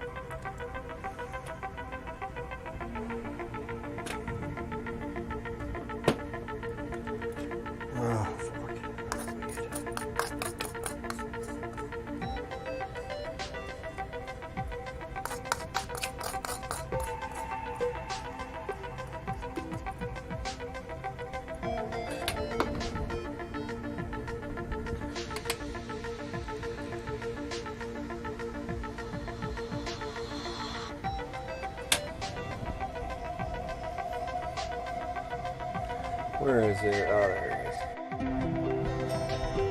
Alright, today's Cold Park event. Brought to you by Crack. Crack. It'll fuck you up. Woo!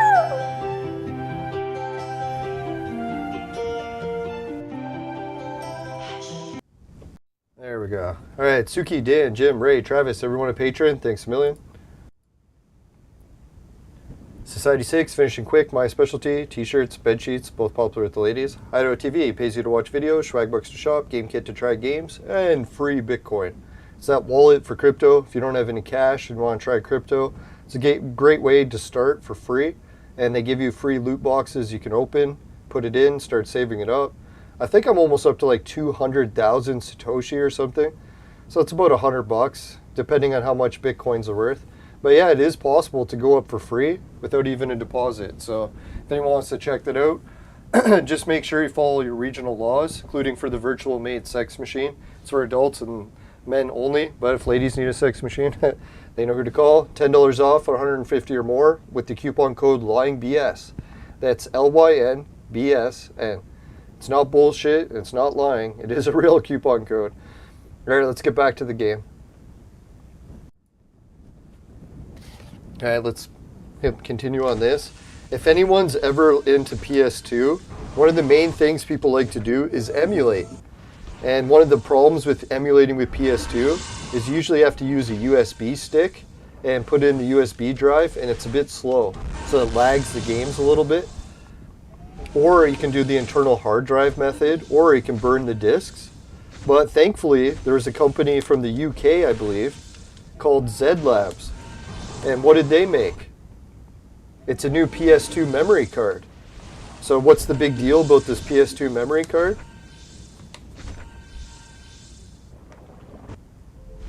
Guess I can't show it. I'll try the other screen.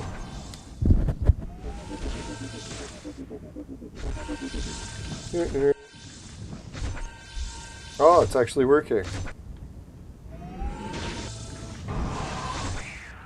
So that's the company, Zed Labs.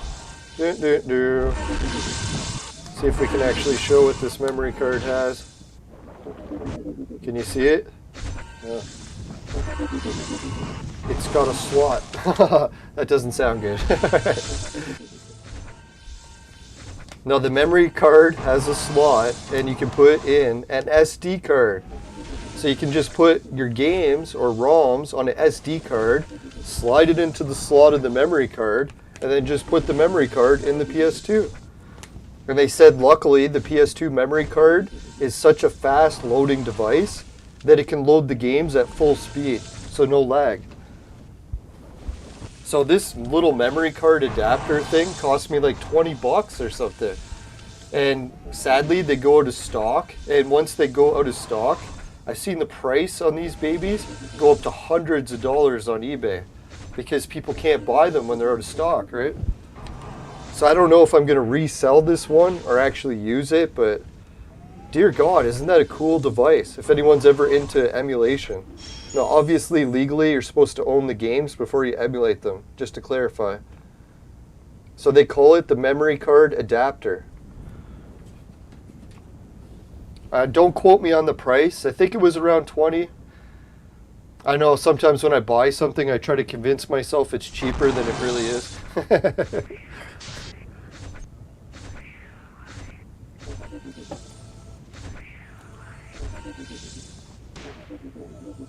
Oh, Augusto, he says, what you do is send a ship to the planet when you arrive. You fight in the missions to collect the objects and items and exchange it for them for resources. Then, when you return other players, you can loot, and when you arrive, you get the resources obtained to increase the stats of the ship. You can also create other ships to loot other planets and get more resources and higher level items. So maybe that's that blueprint I just got, right? Ooh, fuck. What kind of battle are we playing here? I can't even remember. Oh, it was a ship battle. I should have just let it continue, right? Fuck. That was dumb. Oh well, live and learn. Lots of living, not much learning. Fuck. Alright, let's continue with what Augusta was saying. Get the higher levels, both items on the way back and forth. Other players can attack to loot their resources. Alright, kind of makes sense, yeah. I'm glad you broke it down.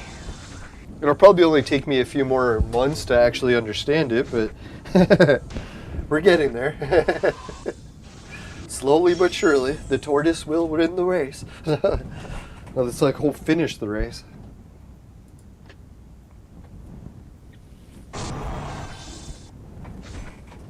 Now, I shouldn't underestimate actually being able to finish my place up north. If I get my buddy Frank to be staying up there and helping like full time as his like job, helping me fix the house, holy shit, man, we might actually get the house fixed. Like, I was thinking, yeah, I could only really afford to do the garage because I can't really hire a lot of workers, but man, if my buddies are gonna help, holy shit. Like, how greedy am I gonna be? So greedy that I don't offer a room to anyone and just try to do everything myself and finish nothing. Or, yeah, try to work with some other people, get some help, and man, who knows what we'll accomplish. Fuck, man, if I got my house livable, that'd be insane.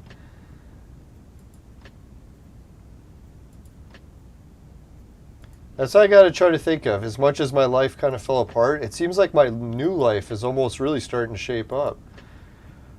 Excuse me. Not to jinx it, but...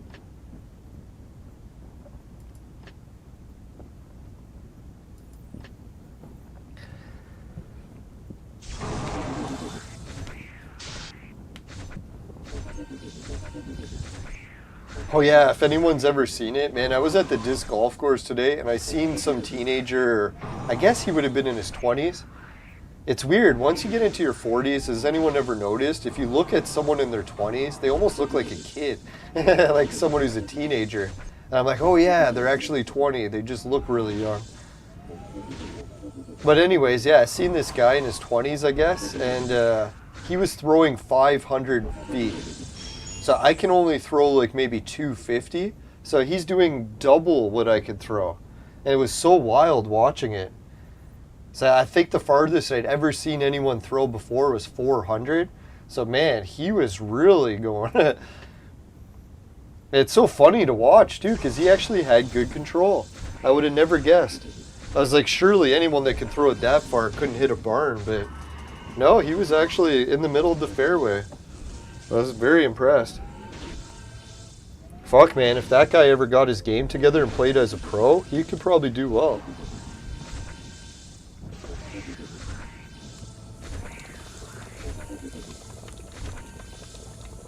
Now, sometimes people make fun of the younger generation because they really spend all day on YouTube and stuff, but I don't know how people don't notice it. Like, kids these days, man, or teenagers, 20s, whatever, they're doing shit that was never possible before, which is so weird.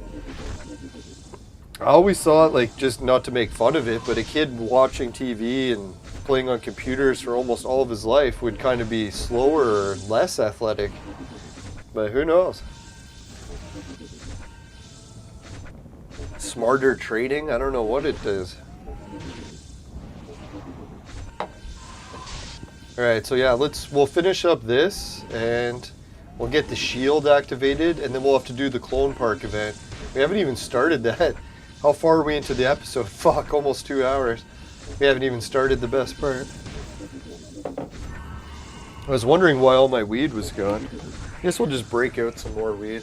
I never actually run out of weed, I'm just referring to how much I have ground up in the grinder. Usually I try to grind the weed before the show starts, but I got carried away today. So eager to start. Finished too quick.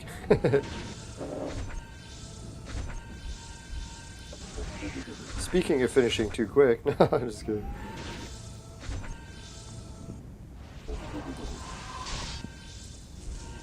Now, you never know. Wouldn't it be funny if I put that live nature stream cam on the top of my antenna pole at my house up north, and it could pay all my bills? That'd be so funny. And I don't think it's completely unreasonable to think. Especially if tourism picked up in the area and people actually started to like Mount Keminis. It's like, man, my house has such a good view of it if I can just get on the roof.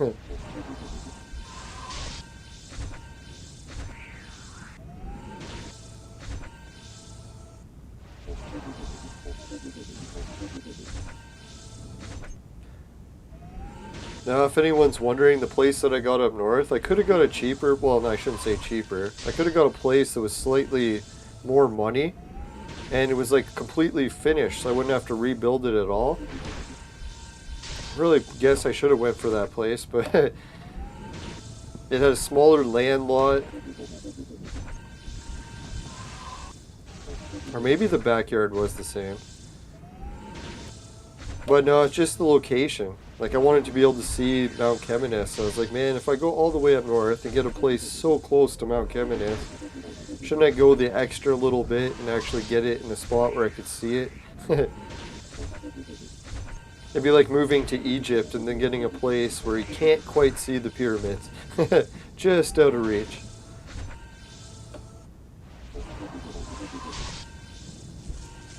So I guess that decision might come back to bite me in the end, which I guess it already has, but who knows, maybe in the long run it'll work out. Yeah, because if I had that other place and I set up the nature cam, it just wouldn't look as good because it's not in the right spot.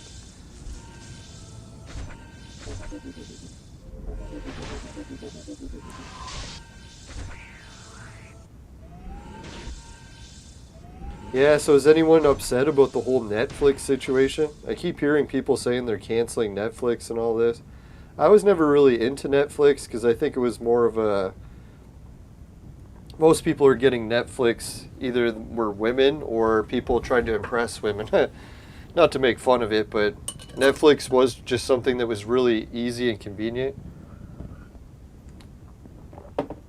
Especially for women who are mostly on their cell phones, where guys are morely on their desktop computers, so they're more apt to be able to just download torrents.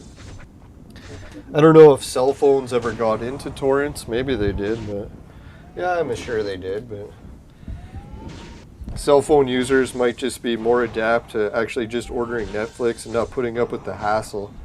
Because yeah, you gotta admit it, as much as Pirate Bay and all those torrents are free, it is quite inconvenient. Well, depends how good you are at it.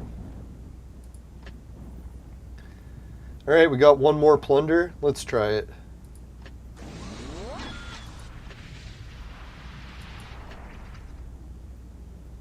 Now, the only time I've really been tempted to order Netflix is always to just impress women.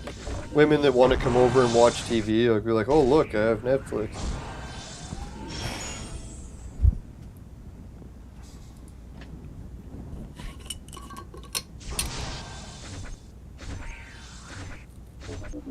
Now I'm really wondering, now that I have this 3D TV, how much I'll really use it. If I had to guess, I'll probably use it maybe an hour a month, if that. So hopefully I don't burn out this TV. If I burn it out using it an hour a month, oh god. Now, unless I start, like, if my buddies come over and start playing Halo again, maybe this will actually be a fun TV to play Halo on. I don't know if anyone's ever played two-player Halo on a home console, but man, it is fun. Not the versus, but the campaign mode. Oh man, that's where it's at.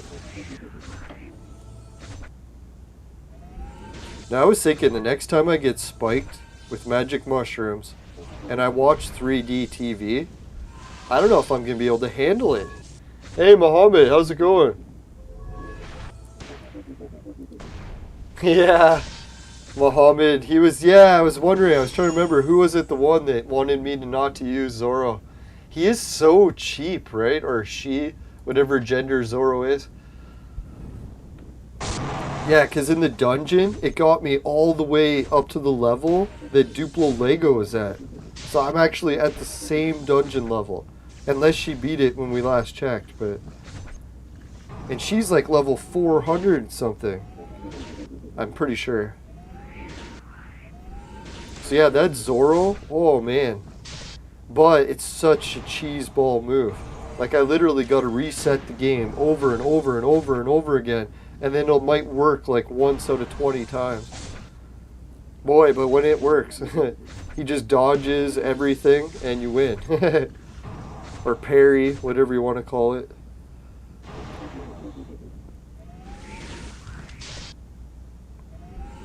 Yeah, that's the thing. I think Netflix, not to make fun of the sexist part of it, but I think their audience is, I could be wrong, majority women. Or who knows, maybe it's like seniors too, right? Like seniors just not accustomed to downloading torrents, so they're like, shit, gotta find my show, no other way to get it. Have to go to Netflix. I don't know, for me, I think the issue with Netflix is a lot of cases it's not even the highest resolution. So if you want to get the 4K version, you literally have to download it, or you won't be able to watch it in 4K. Unless Netflix fixed that problem. Maybe they do 4K streaming now.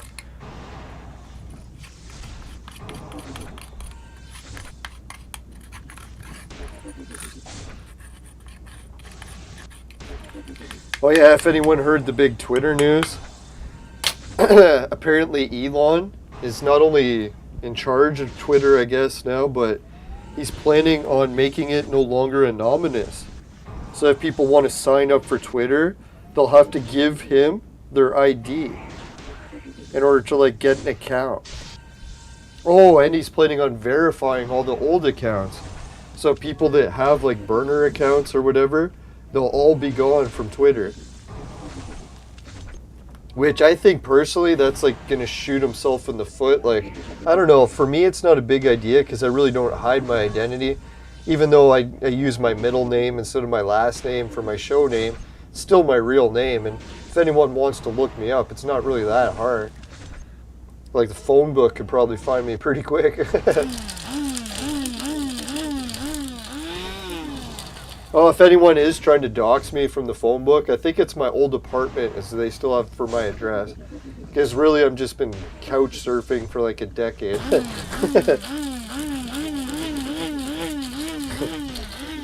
No, I miss my old apartment. It was really nice.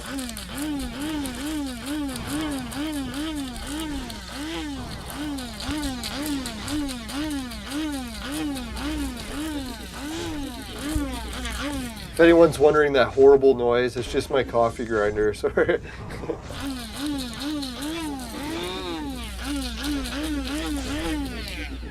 No, this weed, it burns better in the vaporizer if I coffee grind it electrically into like a fine powder. Excuse me. And I'm much too lazy to break it up by hand. The funniest part, I've been using the same coffee grinder, and it's the same brand that makes my beer, President's Choice, or No Name. So President's Choice has pretty much made everything that I use.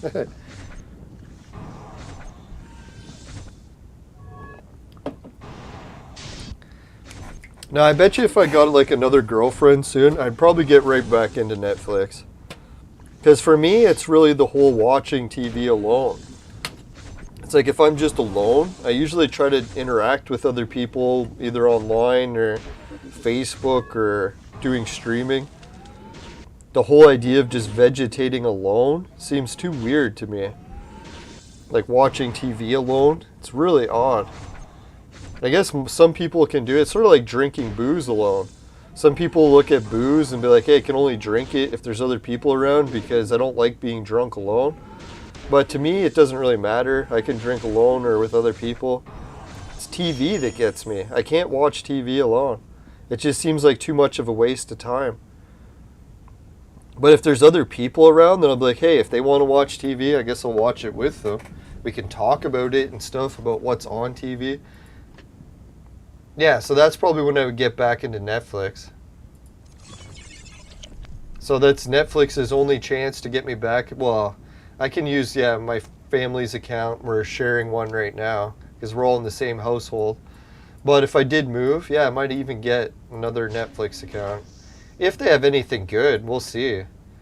A lot of people have been complaining that they keep canceling all their best shows, so will there even be anything left to watch on Netflix? Well, watch, would it be so weird if we saw the end of Netflix and we see the end of Twitter? I always thought those companies would last forever. But that's what everyone thought about Napster, and it eventually went under too. Or what was it, MySpace? I guess MySpace is still around, but not really around. Fuck, man, I think everyone I've got is at like max level now. So we'll have to go, I guess, Monk. There we go. Thank God.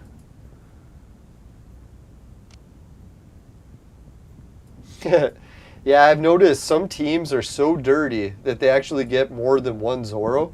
I was thinking about doing that too. Because you could really just like tank your team full of Zoros. And once you have that, you should be able to beat almost any dungeon level. Because anytime the dungeon tries to hit you, it'll just reflect back and hit them, and then you can beat any dungeon. Alright, are we actually going to do the Clone Park event? It's like we've been beating around the bush for a good 2 hours here. I don't know what we're beating and by whose bush, but I always found that saying so funny. Beating around the bush.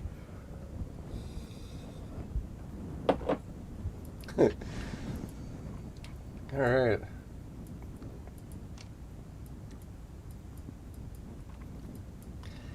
Yeah, let's do it. Clone Park event. Yeah, so like that one viewer was asking, when's the best time to burn scrolls? Wait for a scroll event, or you can wait for a scroll event that has a bonus event, like these darts. So really, this is the ideal time to burn. And they even have a dragon hero. Wow, this is like the epic time to burn scrolls. I really wish I had enough that we could just go into the achievement, make 3 more reds, get the 30 red scrolls, combined it with the 40 we got now, and go up to 70. Wouldn't that be crazy? Oh, fuck, it crashed.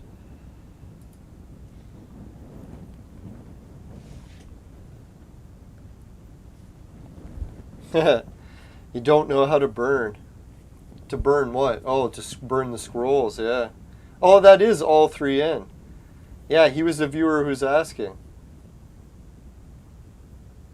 Alright, yeah, all 3N. We'll try to explain the dart event. We're just about to do it now. To be honest, I don't really remember it because my memory is kind of shitty, but I think I remember little bits about it. So we'll try to do it. And the viewers will help us through it, I'm sure, too. Now, I remember it was something to do with popping balloons, and it also had Christmas trees. So I was thinking, hey, maybe we're having Christmas in spring.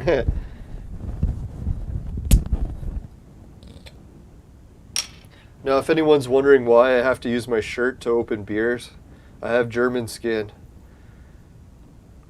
If anyone's had a German spouse, they probably have noticed they have skin that's very soft. So soft I can't even open a beer. No, to be honest, I was carrying some furniture the other day, and I can't remember what touched my skin, but it just like burst out into blood everywhere. I was like, oh God, I didn't even barely touch it. Now, I think when I was picking up the TV, I had to take apart the TV stand. I was turning a screwdriver, and I just tapped my finger. Fuck, that's what you get for being German and not wearing work gloves. Alright, so how did these darts work? So you get to the scrolls, and if you burn 10 scrolls, you'll win not only this, but you'll also get the darts. And then once you get all these darts, you bring them over to the Clone Park event. Now, how does the Clone Park work? We'll have to get some scrolls, I guess, darts to figure it out. So let's burn some. At least we have 46 of this kind, so we'll be able to do a little bit of burning. Holy shit! Did anyone see who we just got burning the regular brown scrolls? We got King of the Western Shoe. How is that even possible? Wow, that was epic. Alright, let's go on to another 10.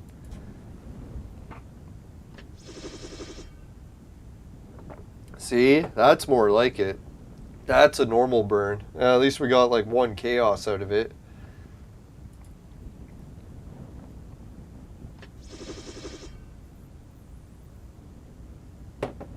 See, another normal burn. At least we got 1 chaos. Alright, let's try. Was that 2 or 3? Let's try one more.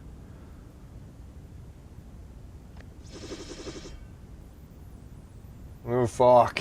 Another shit show. And we didn't even get any chaos that time. You son of a whore. Not there's anything wrong with that. Oh, yeah. We can also burn our other scrolls. I almost forgot about that. Holy shit. They gave us the Rising Moon Warrior. That was sweet. He's not amazing, but man, he's damn good at least. Alright, let's burn some of these suckers. Yeah, if anyone's wondering why I saved these ones, excuse me, if you happen to burn these and they're purple and you land on the replace or the, what is it, the match event? Where do they call it? Or is it even happening? Oh, here it is. Yeah, if you happen to match any of these heroes, then you'll get this reward. And since we're burning purple scrolls, you can actually land this one. And if I burn the gold one right now, we could actually unlock one of these. Now, obviously, the viewers pointed out that when you burn the gold one, you usually get shit, but it really depends on your level. I think now that I'm at level 300, there's at least a slight chance that I won't get absolute garbage. Slight. Oh, and here's the new red hero if anyone hasn't seen her. Let's go check her stats out. Does anyone think she's a good hero? Let's see, where is it? Excuse me. Ah, here she is. Oh, fuck. This is Artemis. Yeah, I was going to tell people. Does anyone know who Artemis is? Like who this hero is based off of? This is what we were talking about. The moon mission. Artemis is the sister of Apollo from Greek mythology. So that's why Trump's new moon mission is actually called Artemis. It's because it's related to Apollo. So when I said that everyone's getting in on this new Artemis mission, the moon stuff, even Clone Evolution is. They added Artemis. Isn't that kind of neat, huh? That's what Da Vinci points out to his disciples, or whatever they call them. He pointed out, he's like, yeah, if you want to learn how to see, you got to start noticing how everything connects. And there we had another connection. So weird. I never would have guessed the connection from that. So in order to make them, you have to get this girl, and this girl looks really hard to get. Don't we all know about the hard to get girls? There we go.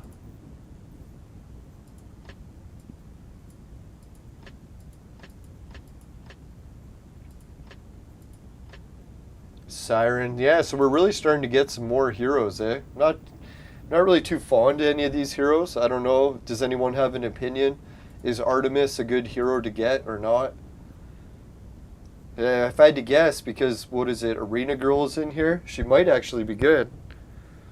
Could be wrong, but let's hope she's not good.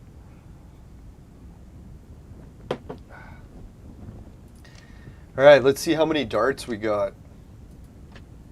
Did we get any? Yeah, we got 200 darts. And they even gave us some brown scrolls back. Bro. Yeah, that's the thing. If you save up all your scrolls and get like 100 red scrolls, when you come to do it, you'll be able to go right to the end of the mission rewards, even onto the next page of rewards. So that's the thing. If you burn your scrolls too often, then you can only make it like maybe part way down the list. Really, what I want to do is get my hands on Santa, because Santa's a good clone. So I try to make it to at least Santa every time. Last time it came, we didn't make it to Santa. And this time, I don't think we're going to make it to Santa again either. Well, I guess we should to try to get the darts, but... yeah, I guess we got no choice. We'll have to, because it's the dart event. I don't want to waste the darts. Let's see what the darts are even for. I forget. So I think what you do is you hit the refresh button with these jewels, and that will change the balloons. And then once you get the balloons changed to like a reward you like, then you throw the dart. Or I could be wrong. Am I saying it in reverse? Maybe throwing the dart refreshes it? No. So let's try hitting switch. Yeah, if I use my red scrolls, we could definitely get farther in the rewards. But I'm trying to save the red ones, but we might have to burn some of them. We can just get more.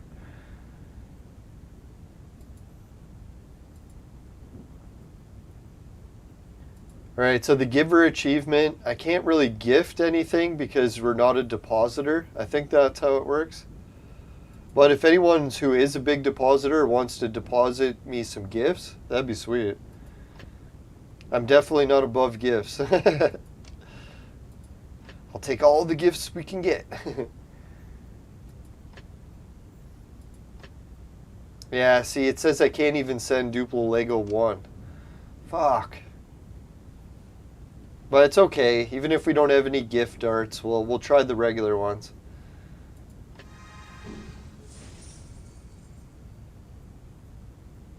Shit. Did I just claim the rewards? Fuck, so you were supposed to press this one first. That's what you do. So you hit the dart button over and over again, and then once you want to claim them, that's when you hit the purple jewel button. So I was saying it reverse. I always do things in reverse. Oh. Alright, so let's hit it again. Oh yeah, and then once these balloons turn to a better color, it gives you better rewards. Oh, if you want to see the chart of rewards, go up to here, and you can go to ordinary, see what they are, and then look at the rare rewards. Oh man, would it be nice to get a babe? Hot babe. Alright, let's see. Oh shit, we got 3 pet colors. Should we just call it and go for it? Yeah, let's do it. I don't want to risk losing the pet color. That's a good reward. Yeah, so these darts, man, they're giving us pet colors. That's a damn good reward. Alright, so at least we saw a little bit of the Clone Park event. I don't know how much more we should really do of it.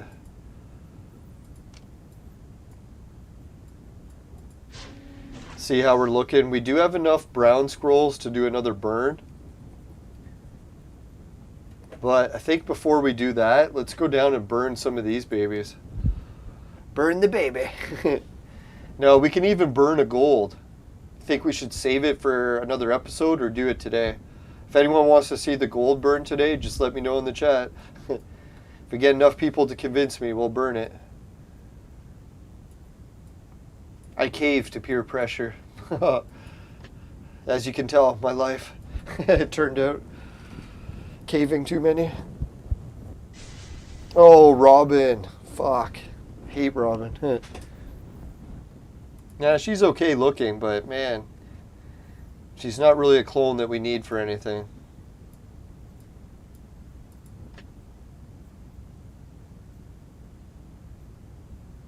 Oh, is it time to bet?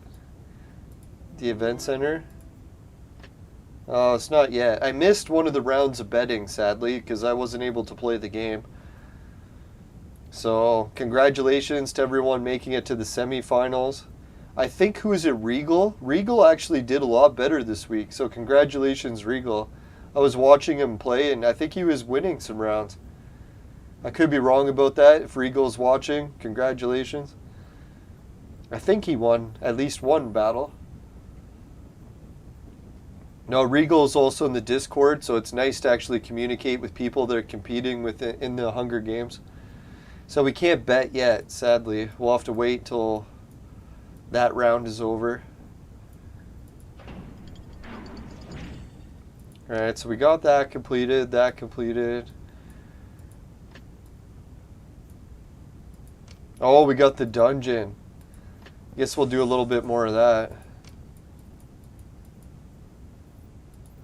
I haven't really had too much luck with the Ordinary, but we actually killed off all the minions and lasted a full 50 rounds with Genghis Khan, but we still couldn't beat him. So some of my teams sometimes do okay against him. And the farthest I've ever got him down in hits was I actually had him under half. And that was just from Zoro countering his attacks. So if I had like 2 or 3 Zoros, I think we could beat this floor. Let's try just secondary Zoro, not get too carried away.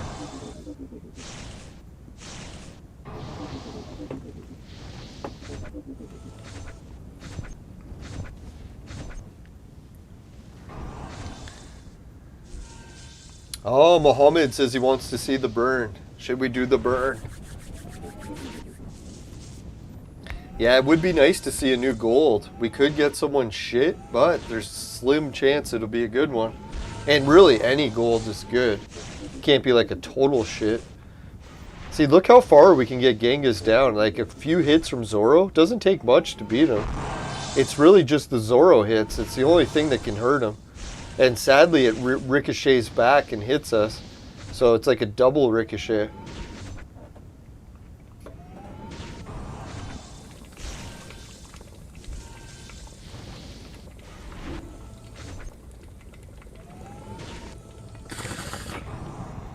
Oh man, I just thought of it. I'm gonna have to watch some other videos in 3D.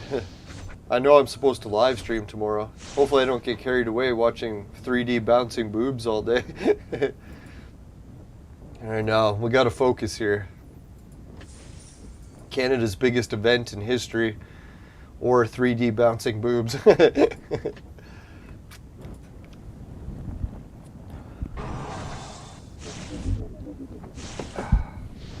God, man, this 3D TV, I would have never guessed. Who would have guessed 3D TV could be so good? I was thinking average at best. There was no way it was going to be that good. What the fuck?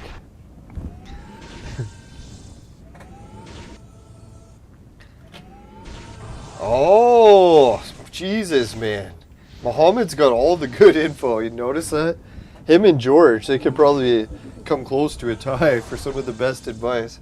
Oh, I should give it to Duple Lego. Sometimes she gives really good advice too.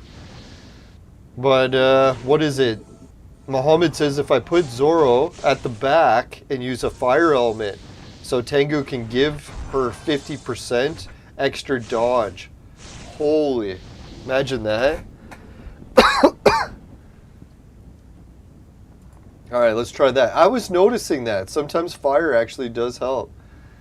So I'll put Zoro at the back. And what counts as the back? Anything just not the two front, right? What the hell's Red Riding Hood doing in there?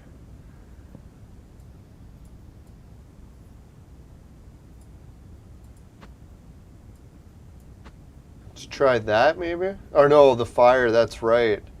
We need extra dodge. Or extra healing, maybe. Speed?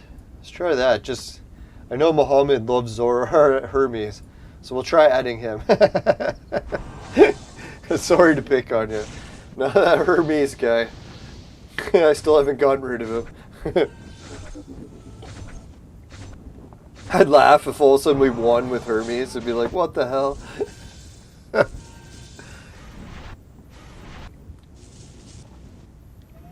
Oh yeah, that's right. I should have put Zoro where, what's her name? This chick. Alice, if we would have put her there. That would have been a better spot. I put Zoro too far in the back.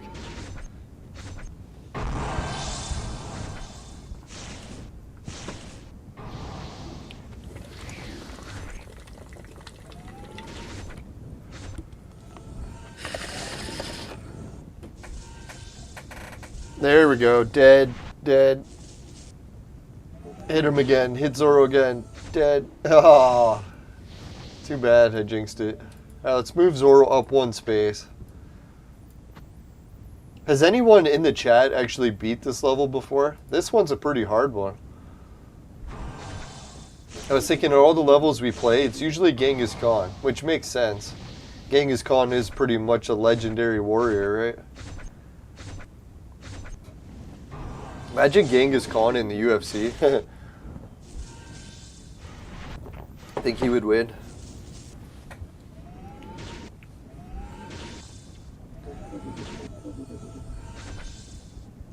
Ooh, boom. Oh, come on. We're just not dodging enough. Try it again another time. We got clones to burn today. Oh, just the arena challenges.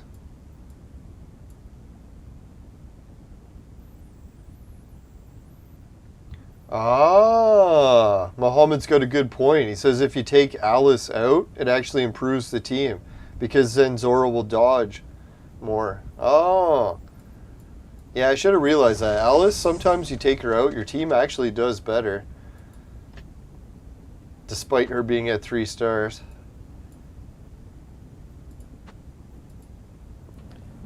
Excuse me.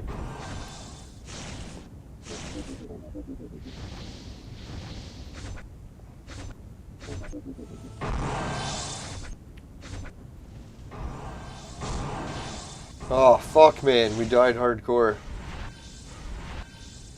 Oh, there we go. Holy shit. See the damage we did? We almost took out all of their minions there.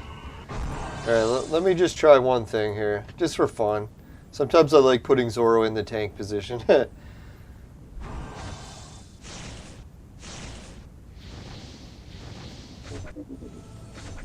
Oh, he'll die in the first hit from Genghis, unless he misses him. Or it goes for a different hero. Ah, even with hitting him. Look how much health he took, though, eh? Can you imagine we had like 3 Zoros? They'd be like, boom, boom, dead.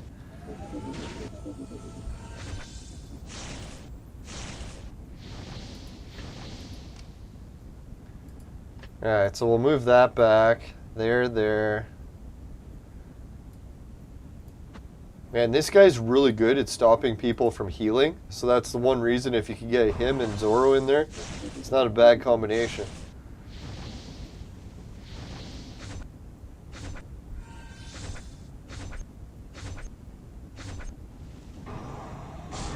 Oh, come on. You know what's the saddest? Sometimes I can get into that all my hero specials without even getting hit. And then other times it's like, man, it's not even close. Oh wait, let's see how they do on Zoro. Ah, dead. Fuck. Man, this level's such a good challenge. It's gonna take a while to beat it.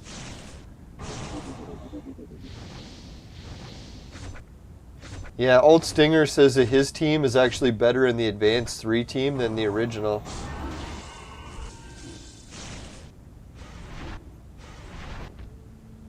Oh, you can do the DNA dodge for Zoro. Let's go check it out. And it is a she, eh? I was wondering that. I know, I could have swore I seen boobs. Normally I can identify those pretty good. Alright, let's see. DNA. Only in fairy tales does the one you love tell you, you will forget me. Justice should prevail. Oh, we don't. Oh, I don't see any dodge there. Let me check. Oh, DNA dodge. Yeah, that's what you mean. These to dodge. So there is one more that we need at dodge. Can dodge actually cap out? Because we already have it at 43 and 27. Is there any point in even trying for more dodge? Or is it already capped? That one there, that's a good one, right? I still can't believe we even got that one. That was luck. If we had 2 of those, like purples, wow.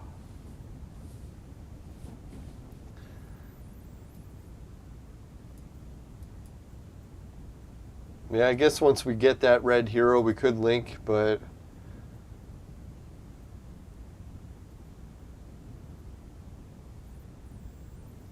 Yeah, that is good dodge, eh? That's what I was thinking. I was kind of surprised how lucky we... Well, it wasn't luck. We spent a lot on the jewels. But we did spend a lot and get the dodge pretty high up there. And that would be the problem if you got a whole bunch of Zoros to do that cheap shit. You'd have to spend all your shit there. And then, yeah, you'd run out for the other heroes. Because you'd have invested in all Zoros. The only thing I like about Zoro, it kind of reminds me of rock, paper, scissors. Where sometimes you're in a battle, and it really is, there should be a counter for everything. So Zoro really is that counter move that should exist. It's like the creator when he created the universe, right? He makes some of everything so that some of it can be countered. Did I put up the shield? I don't think I did, eh? Trying to remember how the fuck to put up the shield. Space? Oh, the shield is on. That's good.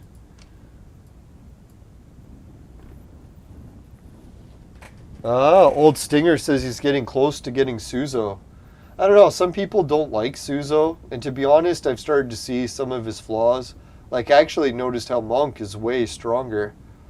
Monk can hit 1 person strong, sometimes 2. But, yeah, Suzo can hit people in general pretty strong, and lots of them. But definitely not as strong as Monk. Which I find so funny, because I used to make fun of Monk. I was like, oh, I made him, he's such a waste. Then I realized he's actually a really strong attacker. Alright, so what was there left to do? Oh yeah, the arena.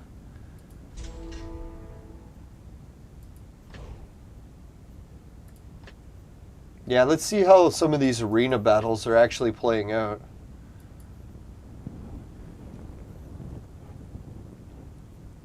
Holy, 7 viewers tuned in. Thanks, everyone. If you want to do a like spike, we could double the likes. I'm a whore for likes. Now, it feels weird asking for likes on YouTube because really it doesn't really affect it at all.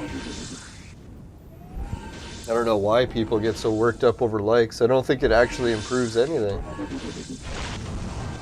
Maybe just the ego.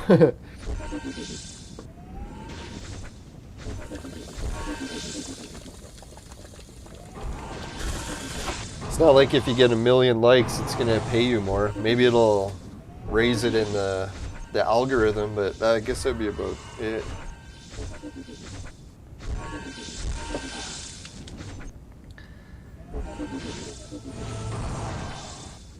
Oh yeah, and if anyone's wondering, how big of a change is it to go from a 55 inch or from a 65 inch to a 55? Well, I had the 65 for a while, for like 2 years. Then it broke. Then I went a year with just like a 20-inch TV. And now I've gone back to a 55-inch. And to be honest, I can't tell the difference.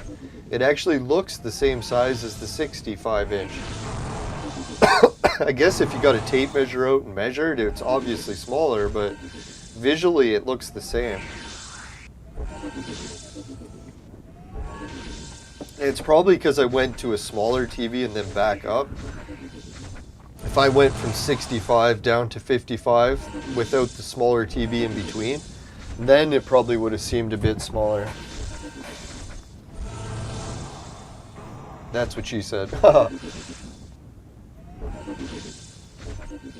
Yeah, I'm thinking about getting Odin as well. Everyone keeps speaking highly of Odin. I think I even have the ingredients for him. And to be fair, I think I even have the ingredients to make him twice. We'll check.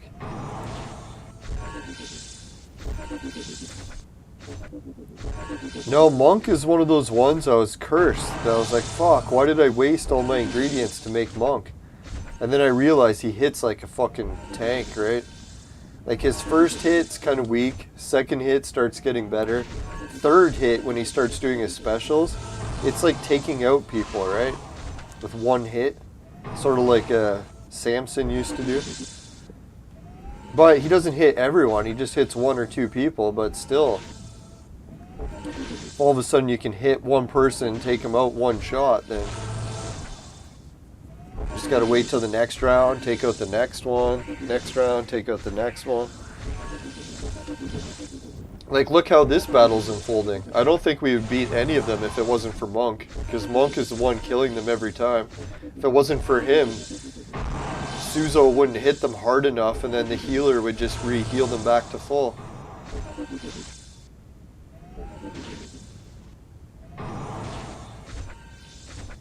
So without that Monk for the strong punch, we would lose every time. Oh, he must have it weakened right now, eh? He's not even hitting hard yet.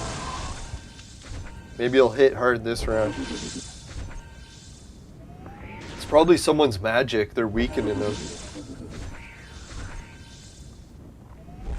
Oh, that was a pretty good hit. See, got even Alice down to like half hit with one hit.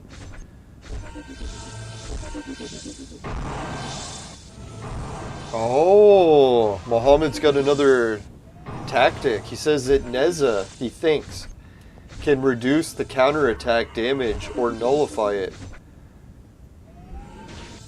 So that would be one of the best counters, if that's true, to go for Genghis. Yeah, I was thinking that. Like, that's really rock, paper, scissors. You can keep picking rock and losing over and over again, or you could switch to paper, right? That's what pisses me off when I watch UFC and different MMA a lot. A lot of times fighters, they just don't switch. So they'll just keep trying the same move that hasn't worked the whole fight. It's like, really, you got to realize, right? Like, if you're playing rock, paper, scissors, and you're trying something that's not working, the best thing to do is switch up the strategy, right? Try a new thing. Something that can actually have a chance at working. Man. Come on, Monk. Hit him hard this time. Oh, still a weak hit. What the fuck? How many times is it going to take before it's strong? I might actually lose this battle because Monk's hitting so weak. Oh, there he hit hard. Wasn't enough to finish her, but at least it was hard. Sorry, that didn't sound good. You ever notice how normal conversation sometimes, if you have your mind in the gutter, it's just like, oh, the worst ever. I used to notice that too, because I would say some things and wait staff at my old job would always laugh. I was like, why are they laughing? And then I was thinking, geez, some of the stuff I say is just...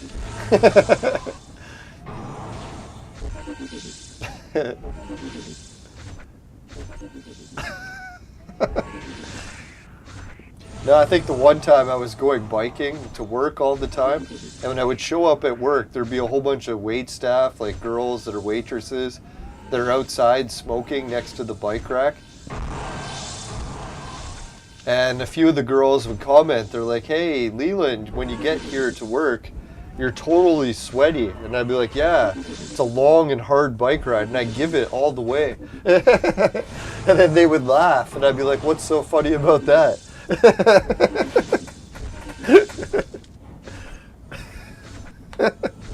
And then later I was like, oh yeah, maybe I should word that a little differently.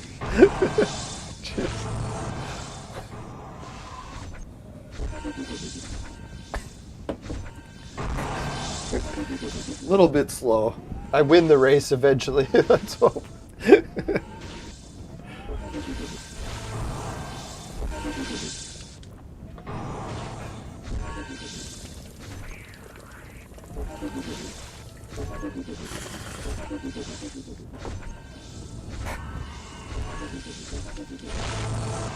Yeah, it's a long and hard winter. If we keep pushing through, we'll get through it.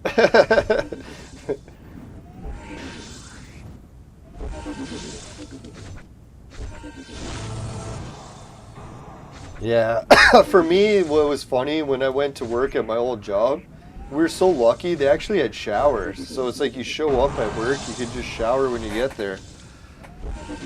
Which I guess is kind of gross, because everyone's sharing the same shower and work, but I was in charge of cleaning it, so at least I knew it was clean. It was my job, I was the janitor at that building, so yeah, if the shower wasn't clean, I only had myself to blame. Did we win that one? I wasn't even keeping track.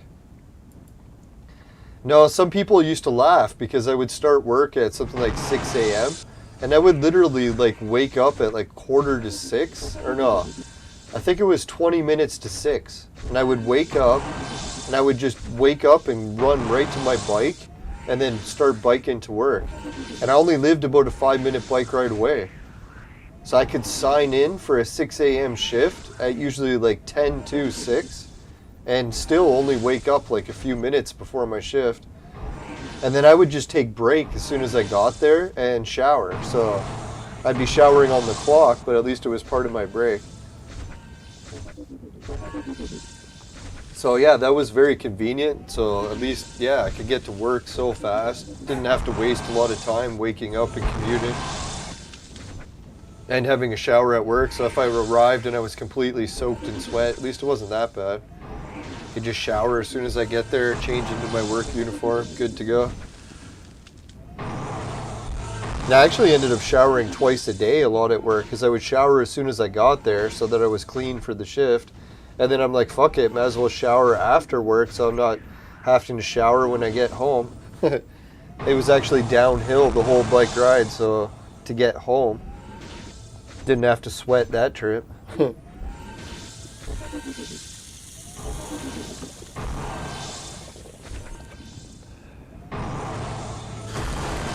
I don't know if anyone else has ever noticed this, but for me, excuse me, sweating is a certain amount of calories.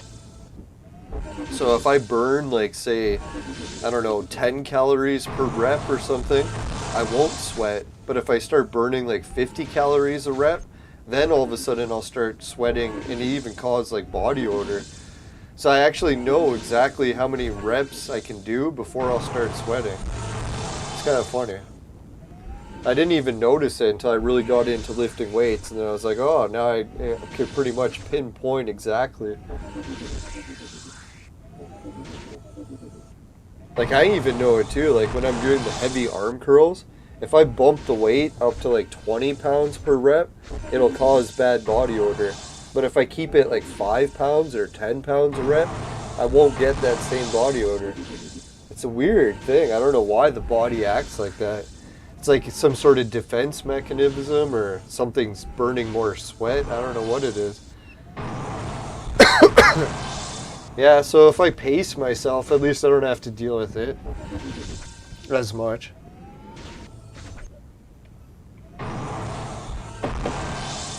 Hopefully it's not my organs failing. I shouldn't knock on wood.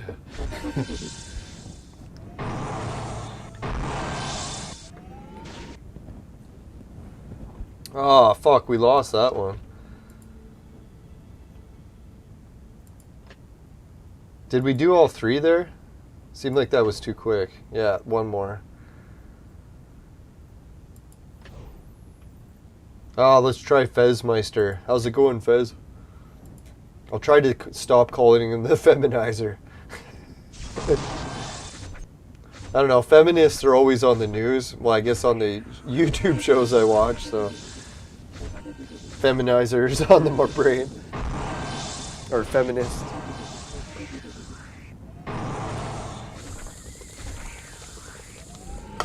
No, I try not to hate on feminists, but they do have some really dangerous ideas. But who doesn't, right? No idea is perfect.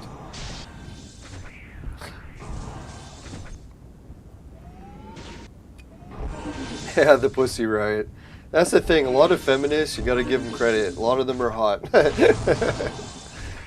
They got that over me.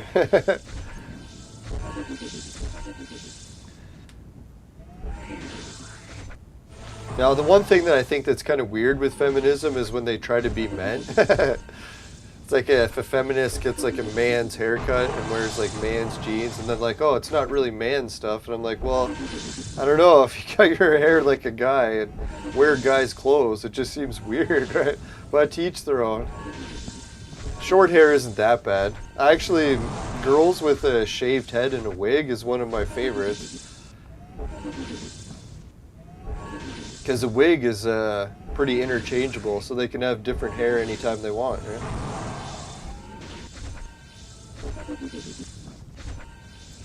Yeah, I know. Sometimes I kind of get involved into hating Trump because I'm not a big fan of his injection plans and forcing it on everyone and shutting down the economy, but you got to give him credit for that moon mission. That moon mission was one thing that I was like, wow, he actually did one thing good. Finally, someone did the moon mission. No, the whole border thing, I get it. It's a weird issue, and some people want borders and others don't, but I don't know. For me, I don't really care one way or the other with the borders. I guess when I was younger, I kind of cared about the border, but as I got older, it didn't bother me as much.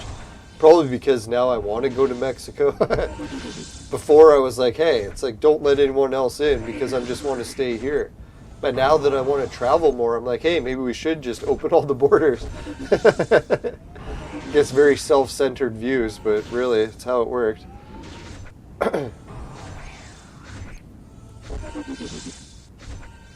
No, I like the idea now of being like having open borders. You could just buy land in Mexico no matter what country you're from. That's pretty cool.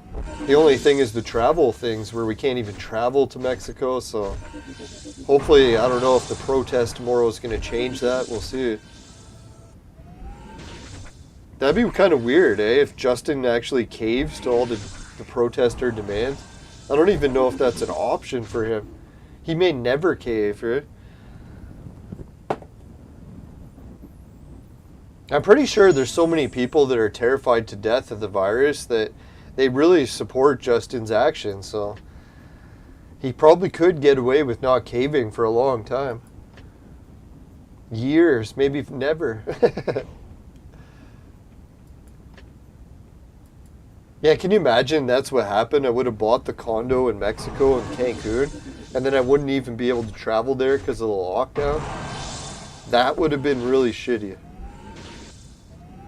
So luckily, at least if I get the land up north, or if I fix the place up north, I should still be able to stay there. Let's hope.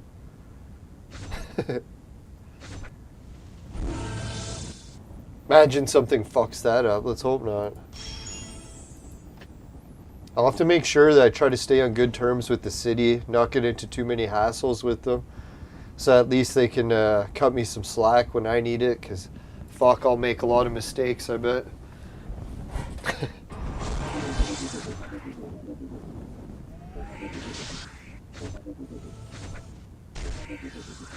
Now, the only thing that kind of worries me with feminism too is the whole anti-family thing. So I don't know, like, I guess family values are kind of old-fashioned, but to me, if you got to stand up for family values and it makes you unpopular, well, I guess maybe it's not worth it to be popular. Not to say that family values are the only way, because obviously I'm not big into the family values myself. I don't really have a family, but I still like the idea of them. I don't think it's for everyone, but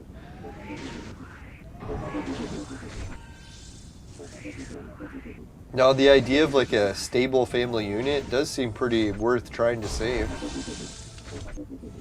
But who knows? Maybe the family of the future where everyone's like lesbians. Who knows? Could be the future. Future that can't have offspring, but no, we got the insemination programs or whatever they're called. Insemination, that's it.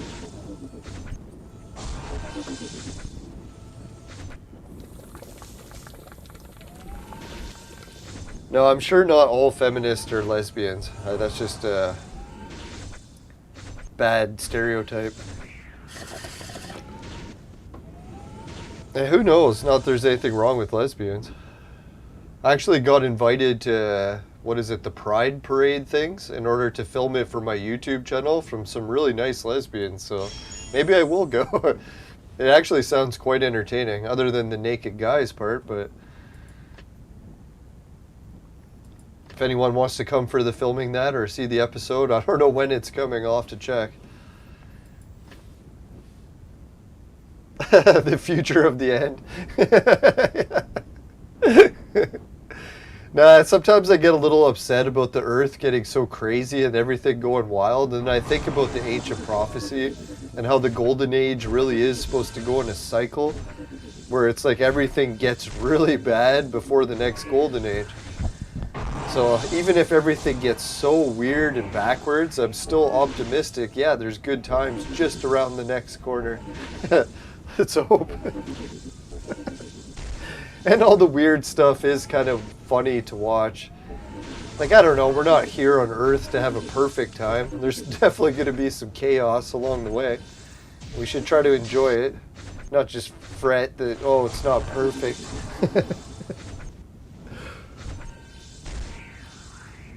That's what I think about the creator, too. If you had to create something, if you made it too perfect, it would seem fake, right? So that whole idea that everything's all messed up makes it seem more real. Oh, the Horn of Bravery makes the illusion more complete. Oh, we got the tickets. Do you know Pro? Pro sounds kind of familiar. I think the other game I used to play, I hung out with a player named Pro all the time. But I'm sure you're referring to something else. Oh, it might be an acronym for something. PRO? I don't know.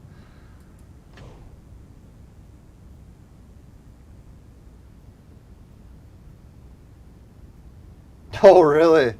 Yeah, that's what I was wondering. The biblical stuff is pretty clear that, what is it, Sodom and Gomorrah and the whole different lesbian and gay stuff that happens is connected to the different ages.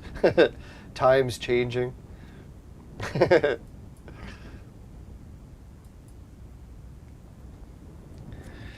Yeah, it's weird. Like, I don't know, like the gay and lesbian thing isn't for everyone. I try not to hate on it, but it is different, right?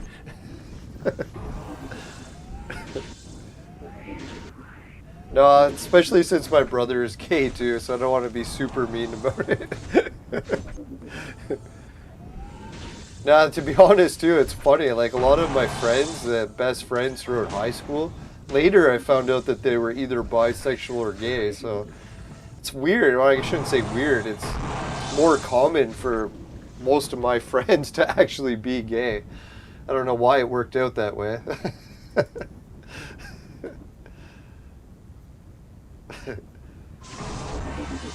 Friends and family. I don't know what it is, eh? Maybe it is because of the times changing, right? It's just before the next golden age. Everyone really does have to turn gay more. That'd be weird. But hey, if that's how the creator created everything, I guess, who are we to argue? To each their own. Oh, Clive Barker. You know, Steadfast, one of the videos I'm going to release on my YouTube channel is actually when I got to meet Clive Barker. He was at the convention in Toronto that I used to go to every year. So yeah, I got to meet him, and he did a whole speech, and I got the speech on film. And you know what the speech is? He's telling people advice on how to write good novels. And you know what's funny? Some of the advice he gave me actually got me a job working writing. So I didn't even have to go to college or anything. I just actually listened to Clive Barker's speech in Toronto and got some of his advice, and it worked. And it worked enough that I actually even got a job doing it. So yeah, that's actually one of the ways I can start making money up north again, is if I start going back into writing. Now, the only thing with writing in me is it does get tedious after a while, and I start to hate it. So I don't know, maybe I'll get back into it. The sword fights have different meaning. Oh man, that was the worst. Is if anyone's got into collecting Star Wars stuff, because yeah, Star Wars stuff you collect is pretty cool. You get the posters, you get the guns, you get the masks and stuff. But then I started collecting lightsabers. And I was like, oh, 1 or 2 lightsabers doesn't seem so bad. But then once you start filling your room and you have like all these different lightsabers around, you start to notice that it's like, hey, am I surrounded in a whole room of dildos here? I don't know. Especially the size of some of them. Man, so I don't know if I'm going to collect any more lightsabers. I'm getting nervous about dropping stuff on the ground. Like, I don't want to bend over to pick it up. Too many lightsabers around. Yeah. Salutations. No, so I'm leaning towards collecting more Star Trek stuff again. Or maybe just video game. Or maybe cap off the collecting. Because really I've maxed out my room with how much I can fit in it. I don't want to put any more shelves. I almost stopped and picked up some shelves this week. There were some really nice bookshelves just on the curb. I was like, shit, man, should I stop and pick up these shelves? We were in a car and everything. And I was like, oh, man, if I get another shelf, I'm just going to fill it with more junk. And then I'll have too much to move. That's the thing, if you get too much junk in life. I don't know, any of the people that are a minimalist and don't have a whole bunch of possessions, fuck, man, I envy that so much. I get carried away with collecting possessions and then end up hating them.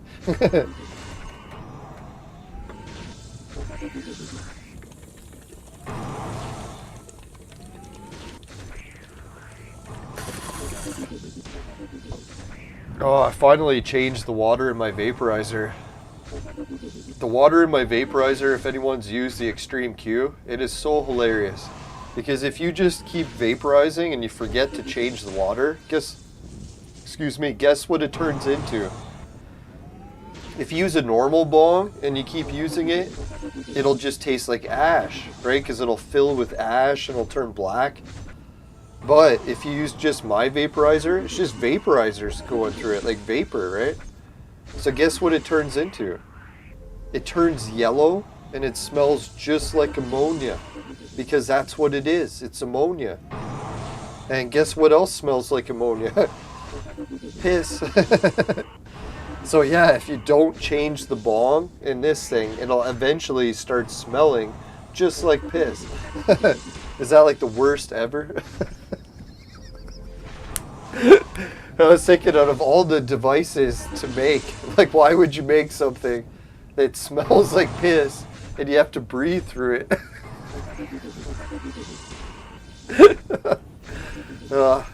Chemistry. Why did it have to have fucking ammonia in it, right?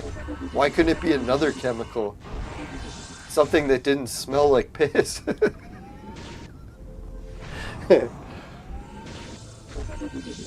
Maybe that'll be the future of cannabis. If someone can design a cannabis strain, like breed it or genetically engineer it, so it doesn't have so much fucking ammonia in it. I didn't even know cannabis had ammonia in it until I started to vaporize, and then realized that it changes the bong water into fucking piss.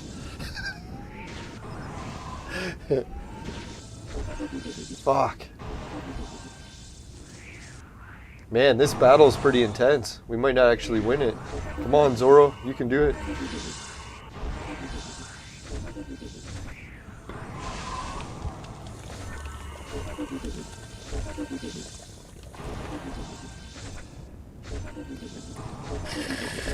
No, don't worry. I don't have a roommate that's secretly peeing in the bong. I think that's where that Cypress Hill song comes from, right? Piss smells like, or bong water smells like piss. They were literally telling the truth. Bong water smells like piss because it's full of ammonia.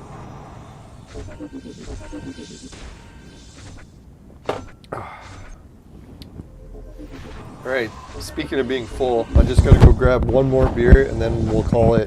I don't want to get carried away with the beers. I'm already starting to catch a little buzz.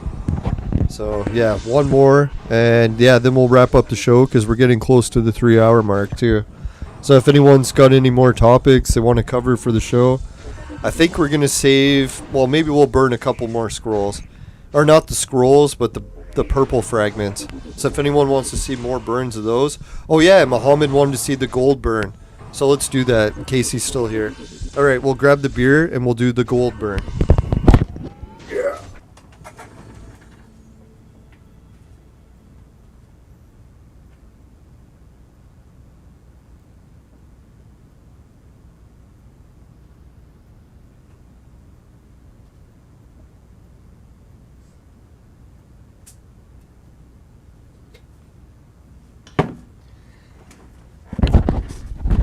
Alright, finally got my tolerance to alcohol back up. For a while there, I don't know if the viewers could notice, but I was barely able to finish a beer or two.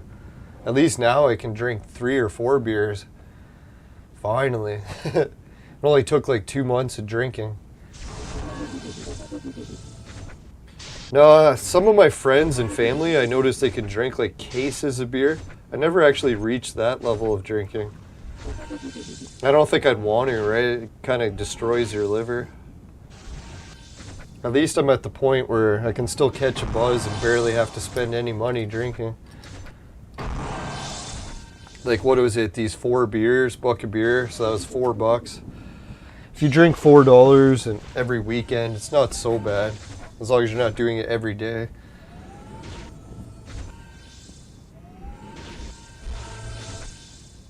Ah, read Neza's abilities too. Alright, so Muhammad's got some more tips. I'll probably have to re-watch this chat. Muhammad's got so many tips in there, I'm pretty sure we missed some. Hey, what the hell? Did anyone notice that Discord will also tell you if people are watching or listening to Spotify? So Rex Lease is listening to Spotify. I would have never guessed.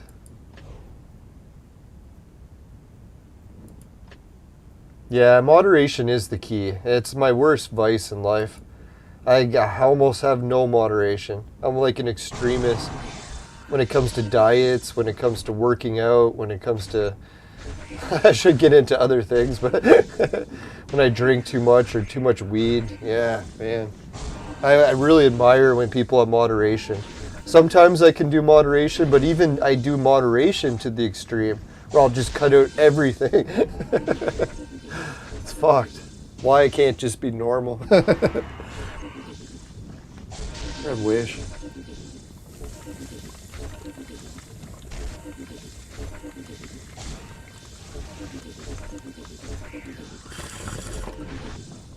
Even some of the jobs I take, like some of the jobs, sometimes I would get like fucking 80-hour shifts a week. So, and then I would even get a part-time job to fill in more time. So it's like I took working to the extreme. I'm glad I got over the workaholism. Because when I think back to the years where I used to be a workaholic, I was like, oh God, man. So many years of my life I just spent at work. Like literally like 80 hours a week for almost 10 years. It's fucking crazy how much I was there. Literally, it was like a good chunk of my life. At least I had fun at that job. That's what I was thinking. It was it was a mediocre job, low pay, but at least it was fun people to hang out with. Some of the cleaning part wasn't the funnest, but at least the people there were fun. Got to meet a lot of neat. Probably if I looked at all the people I met at that job, even though I was just a cleaner, didn't make a lot of money and spent so much time there. At least I met a lot of cool people. Not even cool, it's just like celebrities and stuff, but like really successful people. Some of the world's richest people actually, even royalty. So yeah, it was pretty wild how many people you could meet just as being a cleaner in like a country club, golf course. That's why I guess some people that start all the way at the bottom do reach the top, because when you're at the bottom, you're really meeting like a lot of people. Yeah, especially cleaning up for rich people. Yeah, you'd meet shitloads of them. But if you started off in like a mediocre position, then you probably wouldn't meet all those rich people and never reach that high success either. So you really got a better chance to start from the bottom. So if anyone is deterred that, oh, I had to start from the bottom in life, you probably have a better chance. As weird as it sounds.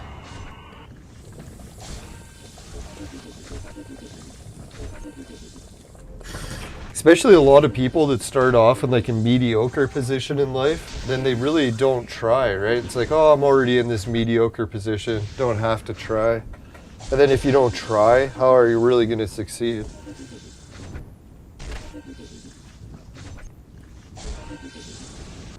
Yeah, I kind of noticed that too. A lot of people that were born into like super wealthy to the point where like they literally just grew up as millionaires their whole lives, they kind of hated it too. They're like, oh fuck man, like what am I ever going to do in my life that's going to have any meaning, because I was already born rich. And I kind of looked at that, I was like, you know what, that would be kind of depressing in a way, right? Like, what are you going to do to accomplish something? Become a doctor, I guess. Yeah, that'd be about your only chance, really surpassing already being a millionaire.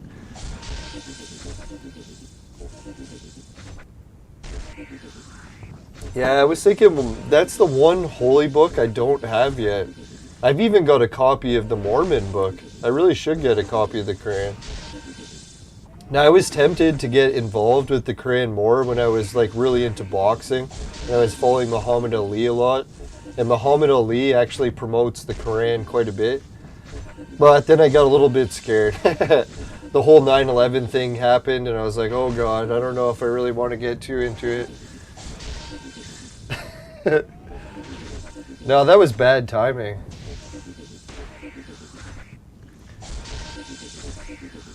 No, it was actually really weird timing in that too. Is someone I know just actually married and converted to Islam just like a week ago. Now the thing for me is the problem I'd have with Islam is I'm almost more into the pagan side of Islam. So what is that called? Can't remember if it's Shiite or Sunni or whatever the pagan one is, or more mystical. And I almost take the mystical stuff too far, even for Christianity. Like a lot of people that hear me talk about Jesus is like, oh man, you're way too pagan about Jesus. I'm like, well, I don't know. I look at the pagan stuff a lot and see the connections to it. That's the weird part. I bet you any money if Muhammad was alive today, he'd probably have a lot, well, maybe not a lot different, but he'd probably have more pagan aspects to him than we ever imagined. Because I think paganism and the old religions were a lot more intertwined in the old days, and in today we try to separate them as like two different things. So I think some of paganism was dangerous, and some of it actually had some pretty good information in it. So good that the Bible was copying it. Yeah, and who's to say what's first, right? What was first, the religion or the paganism? It's like the chicken or the egg.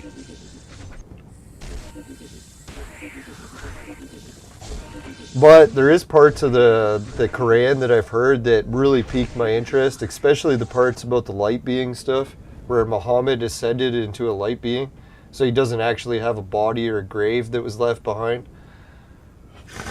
I don't know how true that is. I guess there's probably different versions of the Quran too. I don't know if there is just one Quran.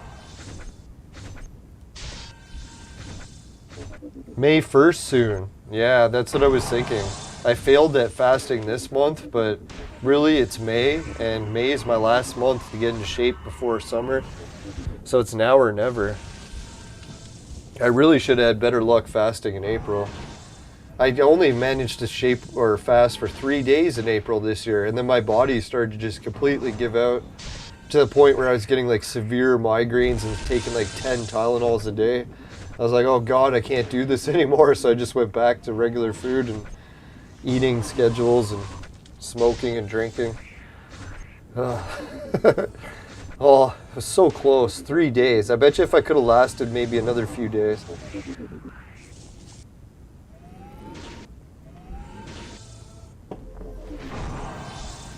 Now, the problem with me in the religion and paganism battle is, man, even when relatives die, it's like the last relative that died, you'll never guess who came to see me in dreams.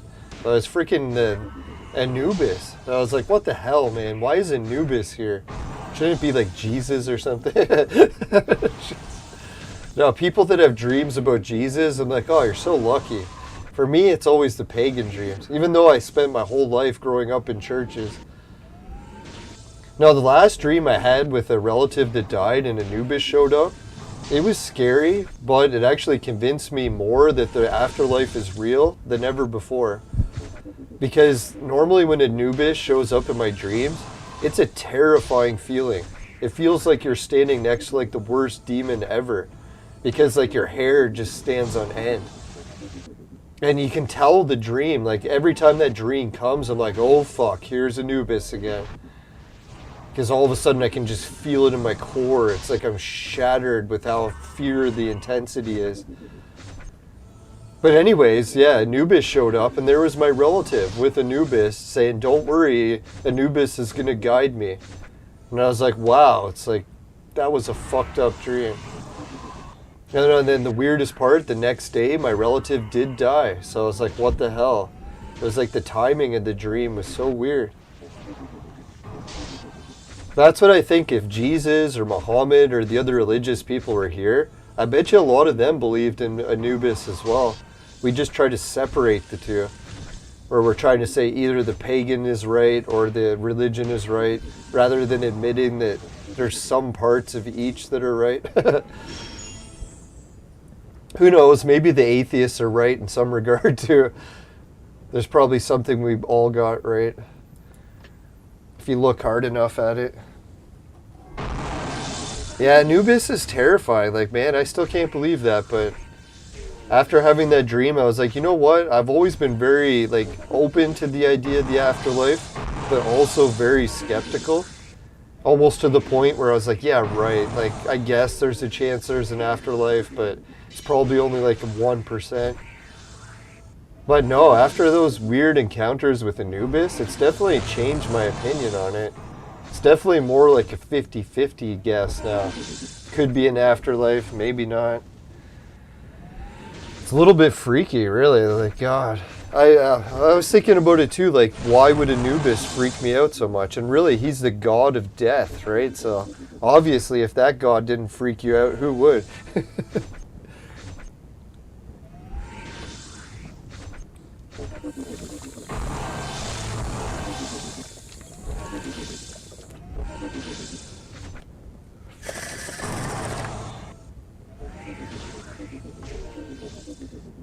Yeah, I don't think I actually fear death as much as I used to after those Anubis encounters too. Because a lot of times I would go to bed and I'd just be kind of fearful if I tried to think about death.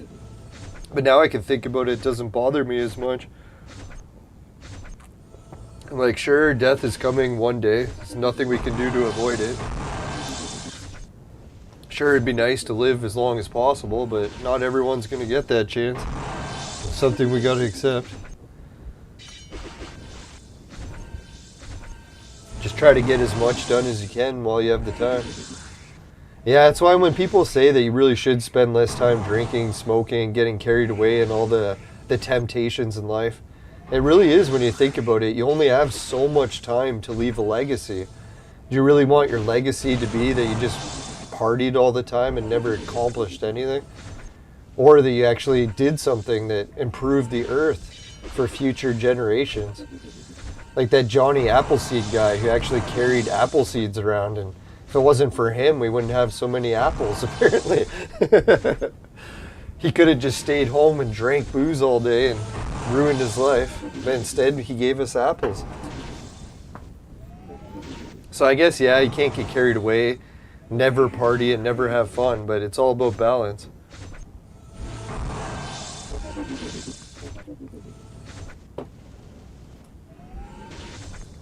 Yeah, we try to make our own life history. Now, I was thinking if I wanted to look into the future and think back to what I left, I think that gravity well stuff might be the best. It might be hard to think of anything I could do to top that. And it's funny to think that gravity well stuff might be nothing, but I don't know, just for the amount of scientists that got back to me and they're like, you know what, I'm a university professor. I can't officially say I like your work because I'd get fired, but please keep working on it. And I was like, you know what? It's not too often I've had projects where actual academics contact me. It's weird. So who knows? Maybe there is something to gravity wells, maybe not.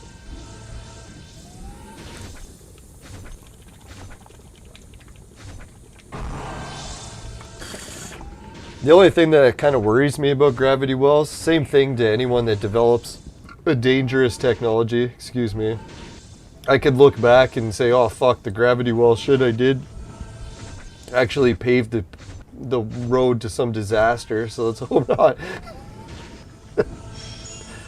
Yeah, it's like Atlantis, right? Didn't they develop some sort of advanced technology and apparently backfired and destroyed them all?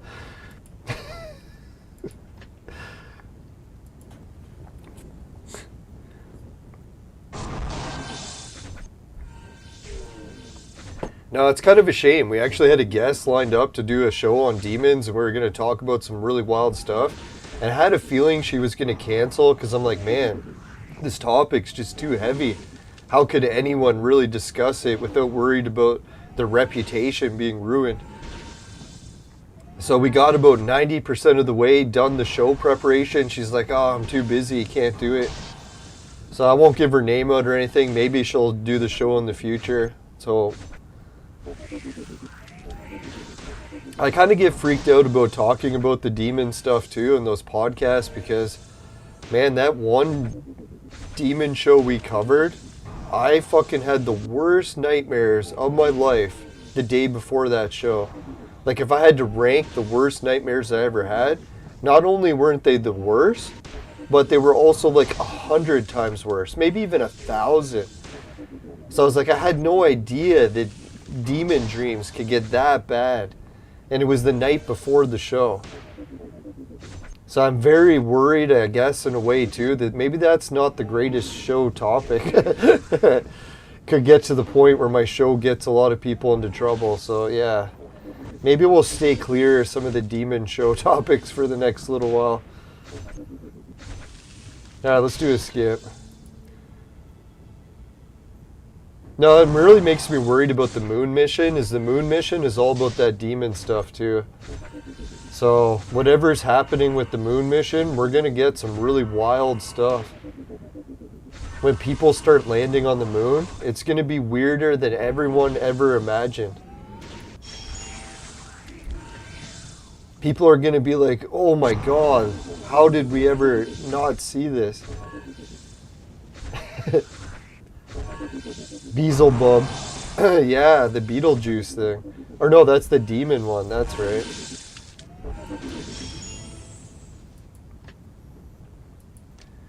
No, demons are kind of scary. Like, when I was younger, I never believed they were real. So just the fact that I'm even cluing in that they're real, it's like, oh man, even that's too much. Some days I wish I never learned that they were real and I could just imagine of them as being fairy tales or whatever. Those were the days. Demons are just fairy tales.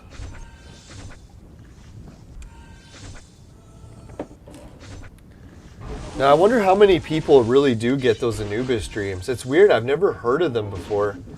So ever since I started having the Anubis dreams, I was like, man, this is really weird. Why is no one else reporting this? Or I'll try typing it into Google. Maybe some people are reporting it.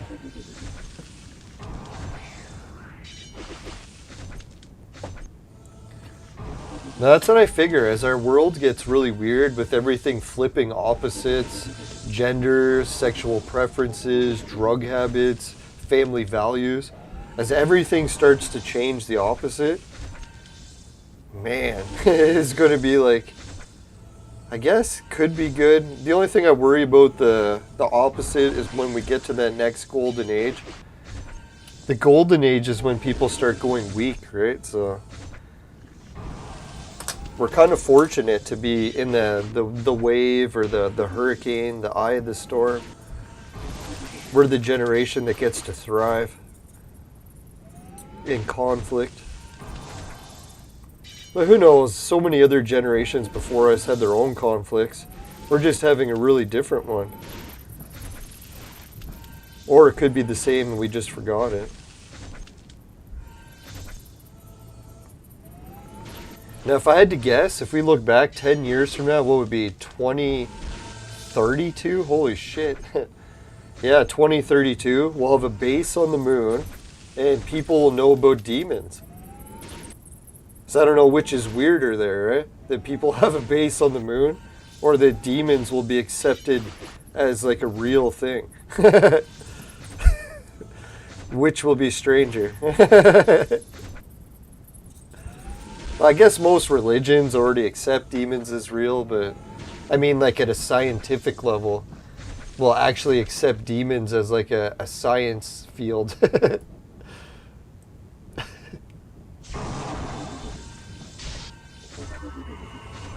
I don't know if the world will just end too. It makes you wonder, right? Like, does the earth actually have an end point? And if everyone reaches the golden age, is that the end? Let's hope not. That's the one thing that freaks me out about the golden age. I'm like, is that the end of the simulation? If the earth really was like the Matrix, could there be an end? Every generation fears the end though, and it's never came.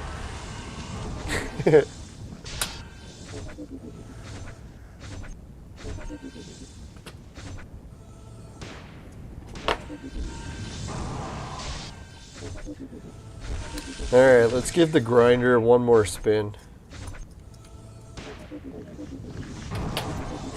It's funny, the weed that I put in the freezer, it's 7 days that it was drying, so it's still a little bit danky once I take it out of the freezer. But if I grind it up,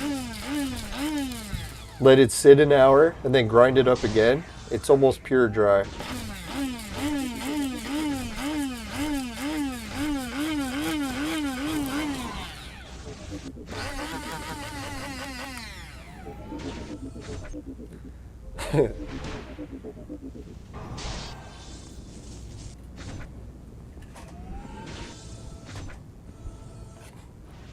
Now I was just thinking and chuckling to myself, if I start going up north and having a bunch of people over, I think I'm going to have like 3 or 4 people helping build the place or work on the garage, and we'll probably be using the house. I wonder if the city will complain. They'll come by and be like, hey, this is a condemned house. You really shouldn't have like 10 people over hanging out in a condemned house. So I'll have to try to stay on good terms with the city so they don't get too upset about that.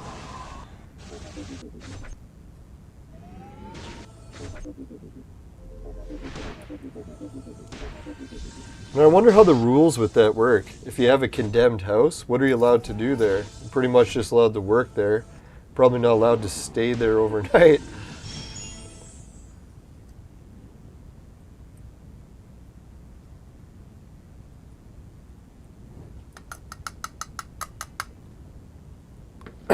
Yeah, that's what I was thinking. That's the one End Times book I haven't read.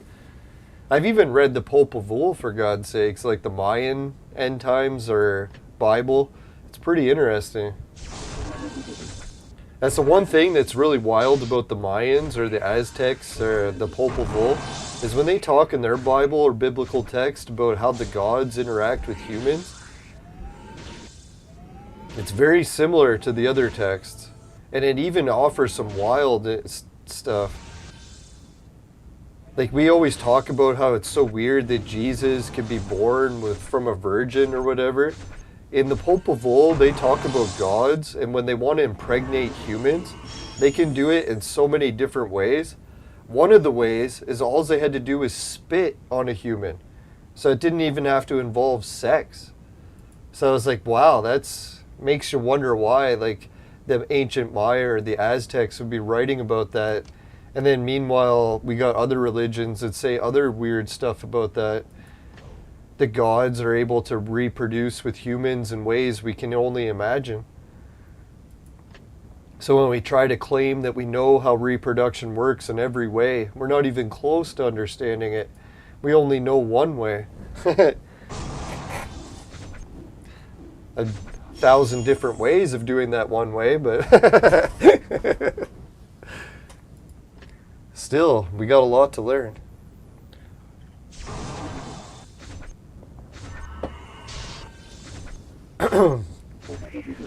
Yeah, what I always love is the story about Noah, too. I guess the Islamic book would also cover the story of Noah at some point. I wonder if they add any extra information.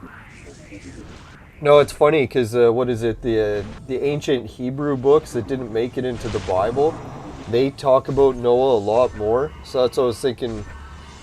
Usually Christians don't have much information about Noah because so much was out of the Bible.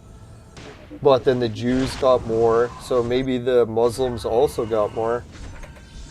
Yeah, because the story about Noah, it's pretty freaking wild.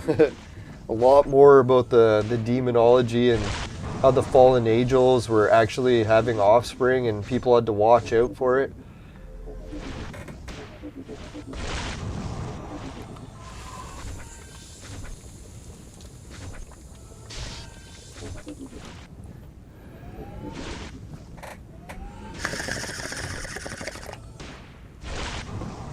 Yeah, I've never actually looked too much into the pregnancy part of Jesus, other than the Christmas story. And the Christmas story doesn't really talk much about it, right?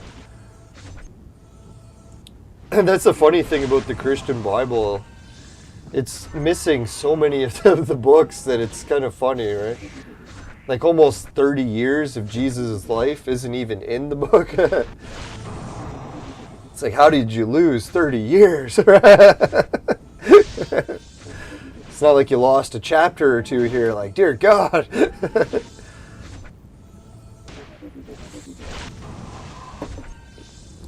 Now, that's the funny thing, the Ancient Avesta book, which is the Zoroastrians text, the stuff that dates back to the Anunnaki and stuff, they lost their almost entire Bible. They only have a few verses of it left. I was like, dear God, can you imagine you're part of a religion and they don't even have the Bible left? They just got a couple of the song verses. Everything else has been lost. It's like, holy shit. That must be a wild religion.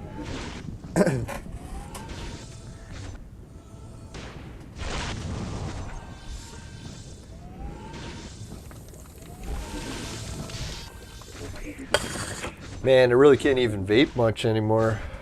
Vaped so much and drank so much, I'm starting to get a sore throat. Excuse me.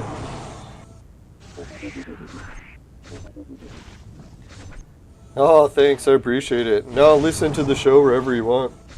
It's all good. I don't mind if you share links either. I don't know, YouTube will sometimes block them, but I'm sure as long as it's within reason, they'll let it go. I can usually share the Discord links and it's fine. Akuta Tada. Yeah. What is that one? Is that the whole... from Lion King. That's the one thing that I found funny, that people are always wondering, like, why is everyone being so harsh on Disney? Is Disney not a company that's been family values for years and years? Where does this idea come from that they're kind of strange?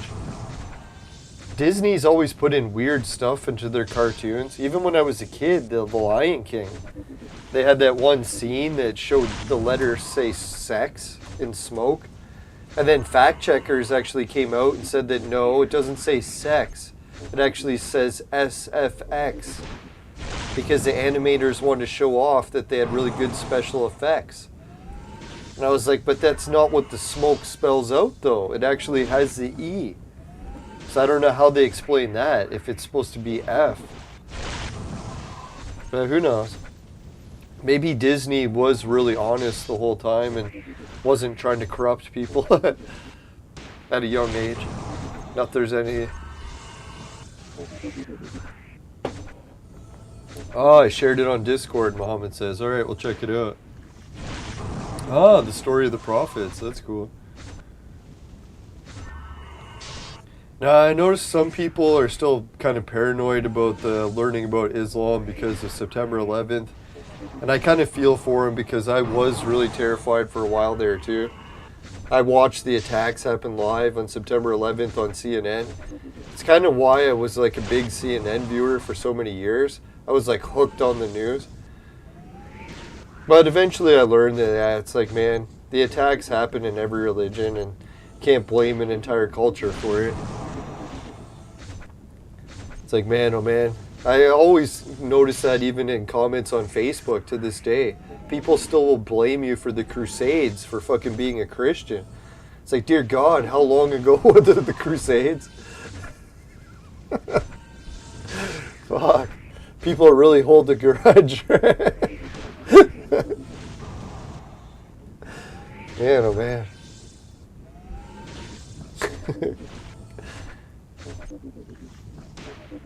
Now, one of these days I want to get more into reading the Mormon Bible too. I don't know what it is. All the girls that I meet that are Mormon are like super hot. I don't know why that is. I used to know one that was Mormon and she was a vegan, but she couldn't take my anti-vegan comments, so we ended up not being friends anymore, sadly. I really wish I would have just cut back the comments about making fun of veganism. Sometimes I take it too far, I admit. I don't know, for veganism, I tried it a few times and it never worked for me, so ever since then, I've been very skeptical of it. Now when I've seen it hit a few people really hard. But I've seen veganism work for a couple people, so who knows, maybe. To each their own. Alright, come on, can we not kill this guy? How many hits does it take?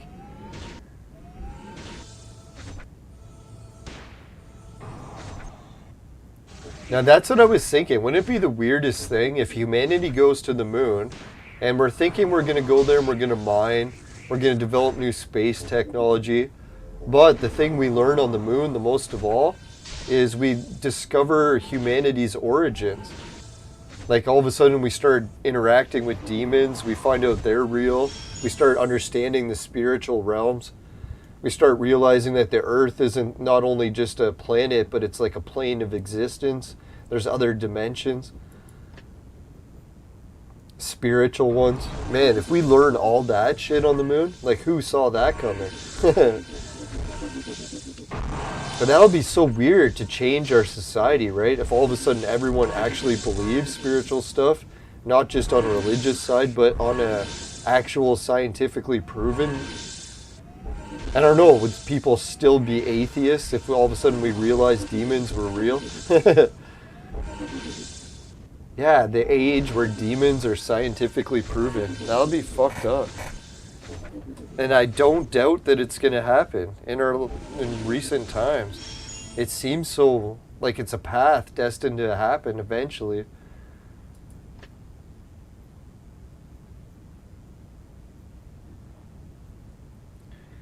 Yeah, the nuclear thing is really starting to wonder with me. Because I was thinking the only way that... It almost seems like, yeah, everything's turning towards some sort of horrible nuclear disaster. We got all the nuclear power plants. They're all have nowhere to bury the waste, so they just keep stockpiling it next to the reactors, which is super dangerous. They put all the reactors, well, not all of them, but a good chunk of them, all on the fault line of the New Madrid quake. So once that quake goes, it's going to trigger all the reactors and all the waste piled next to them. And we have all the wars that are starting to start threatening to use nuclear weapons. It's almost ridiculous that Ukraine doesn't have any nuclear weapons. They used to have hundreds of them and they gave them to Russia to disarm them for them so that they could join some sort of peace treaty. Like, well, how fucked of a story is that, right? Can you believe the Ukrainians gave their nuclear weapons to Russia to disarm? Now, people will say that they never really had full capabilities of the missiles because they were part of the Soviet arsenal. And once the Soviet Union broke up, that... And oh yeah, and YouTube just wants to say that you can't disagree with any of the war things. So whatever the war official narrative is, I fully support that. I'm not even sure what the official stance is, but I have to support it.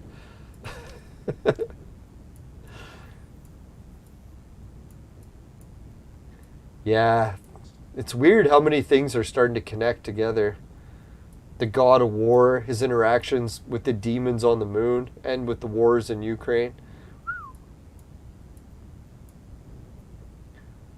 Now, that was the thing that freaked me out the other day, is I met a perfect stranger, and they asked what my background was. I can't remember, he was saying he was German and Irish or something. So he's like, what's your background? And I'm like, it's half Ukrainian. And he said that he was sorry to hear that. As some sort of like victimhood complex thing. I was like, you know what? Don't be sorry. Well, that's what I should have said, but I just said, what did I say? I was like, yeah, thanks or whatever. And then even when I said thanks, I was like, oh God, that felt so wrong. It's like, I really should have just said, like, you know what? I'm not sorry to be Ukrainian. Like, what the fuck?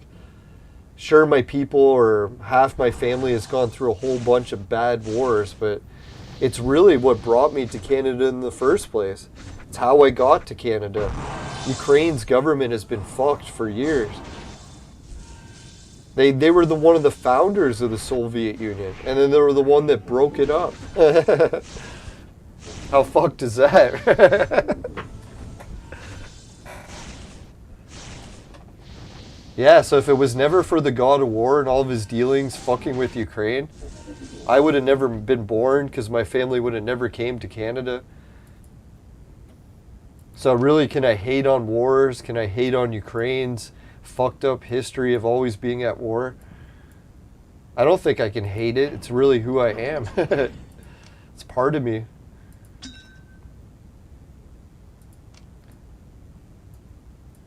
Supplies. Yes, I forgot to get the supplies. Or we had time to refresh them twice. Holy shit, yeah, we got to wrap this stream up. I can't remember if I have anything to do tomorrow. I don't think too much, so.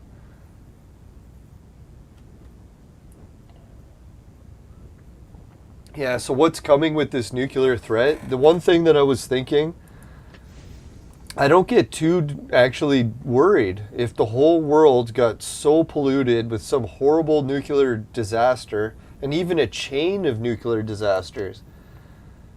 Why? Because we're so close to gravity technology. And I don't know if anyone's ever dabbled in gravity technology before, but once you crack the secret of gravity, and all of a sudden you're able to like control gravity and you have technology that works with it, you can start to alter time. So you can either take something and speed it up so it ages faster. What's one of the problems with radiation when you go to clean it up? It takes 50,000 years for it to work its cycle through and all of a sudden be clean again. So what could gravity do? We could alter gravity technology to speed up the spots that are polluted so bad, so that say 50,000 years passes by. So then all of a sudden that, say we could go to Chernobyl and we could say, hey, we'll take our gravity technology, turn it on Chernobyl and age it 50,000 years. So make sure everyone leaves, because if anyone stays, they'll be dead. They'll age way too fast. So anyways, we just go to that spot, age it 50,000 years, and what happens? That radiation that's there all of a sudden becomes non-radioactive. So I don't know if that will really be the technology that solves the entire nuclear catastrophe that's coming. Oh, at least we have some sort of plan. Well, I shouldn't say we. No one really believes gravity wells will be able to clean radiation but me, but I'm sure if gravity becomes a real technology that we harness one day, we should be able to clean radiation. It's just my guess. And that's how humanity works. Every time we face some sort of horrible catastrophe, that's usually the event that triggers us to learn.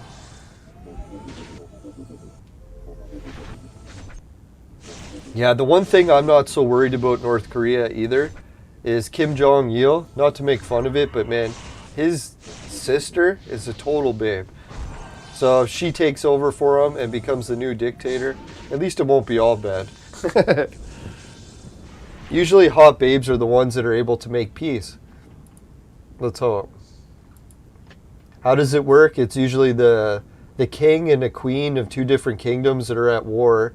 They get together and have an offspring, and that offspring is supposed to be the one that can make peace between the two kingdoms. Why? Because it's half and half of each. Let's hope. So yeah, maybe Kim Jong's sister is going to take over power. She'll have an offspring with someone from whatever country they're at war with. And we'll have peace. I guess the U.S.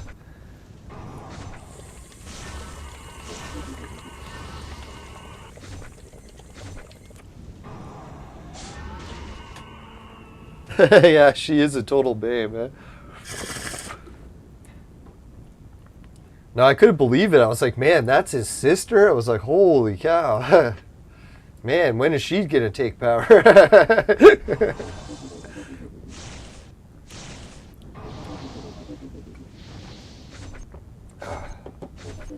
Now, that's why humanity's lucky. When it comes down to the most horrible conflicts we have, it's usually our most basic instincts that are able to solve the problem. It's so funny that just having kids between two warring nations is usually what leads to peace. And it makes so much sense too. To like it's like forcing a kid to choose which parent he loves most. Obviously, the kid's gonna look at both parents as someone that they have loyalty to, so they're the perfect person to work out a peace treaty between the two. It's really an ingenious solution. I don't know why we ever stopped using that in modern times. It used to work great in the old days. I think we could probably use that strategy as our credit to some of the best peace we ever had. Wasn't it Egypt? I think Egypt was one of the first ones to use that. Where they had like the Celtic princess would marry some guy from Nubia or something. And then the Egyptian royalty would be like a hybrid of different kingdoms. Excuse me.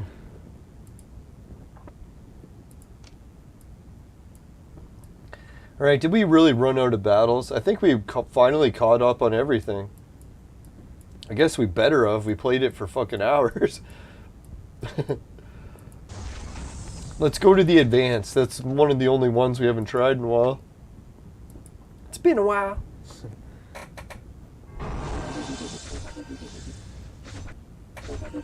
Oh, Emperor Rehu. Oh, is that Muhammad as well? Yeah, it's the same person. Oh, the stories of the prophets. Yeah, I already mentioned that before, but yeah, I'll try to read that after. Yeah, look at how fucking, what is it, Monk? He just tears Hitler a new one. Hits him so hard.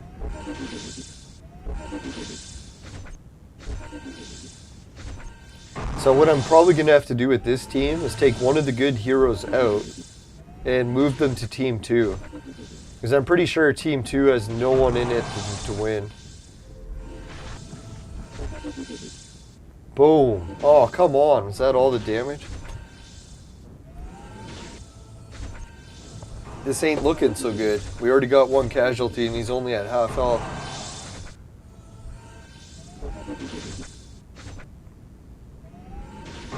Look how many healers we got trying to heal Alice and it just couldn't heal her.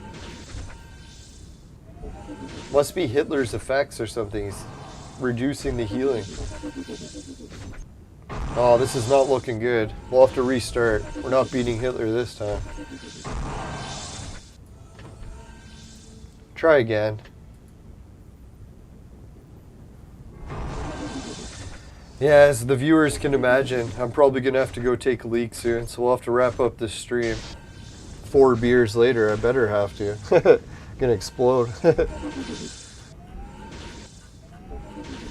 Alright, so let's go to the top of the chat and see who all the viewers were today that interacted and see if we can give a shout out to all of them. If anyone's got YouTube channels that they want to start or have already started and want to promote, just let me know in the chat and I can try to give it a shout out. I know we don't got a lot of viewers, but usually we got at least 100 people a day that watch the show, so you could share it with them. Alright, so Steadfast, Lugo Ergo, Augusto Pasco Basilio, Altstinger 11. Oh, Belius was here as well. Sorry if I pronounce everyone's name wrong. Oh yeah, Mako Actis from all the way from Argentina. I don't think he said which part of Argentina. Oh yeah, that was one of my friends was telling me from Argentina that in Argentina they sometimes haircuts determine what region you're from. So I don't know if that's true, but he's like, yeah, some parts, like if someone had long hair and they were a guy, you could predict what part of the country they were from. So I don't know if that's really true, but kind of a neat feature, if it maybe was true in the past. If you happen to have a lesbian with a mohawk, they're from the lesbian part of town, or the feminist. No, just kidding. Just kidding. Who knows? I don't want to be stereotyping. Ludo Ergo, Steadfast, Mako Actis, Ludo, Mako Actis. Let's try that battle again. Oh, Muhammad Azra. Can't forget Muhammad. All three in. Ludo Ergo, Altstinger 11, Steadfast, Muhammad, Ludo Ergo. Was that everyone? Man, such a huge chat. Thanks, everyone.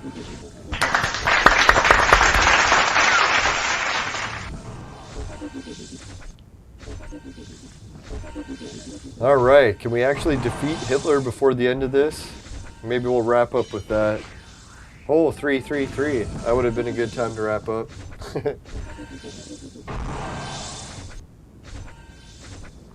For some reason, I like number patterns. No, my old apartment number, what was it? 11 on the 11th floor. So I was like, man, that was... Everyone used to be into 11, so I was like, man, I love this apartment. Or no, it was 1114. I think that's what it was. But still, looked like a lot of 11s.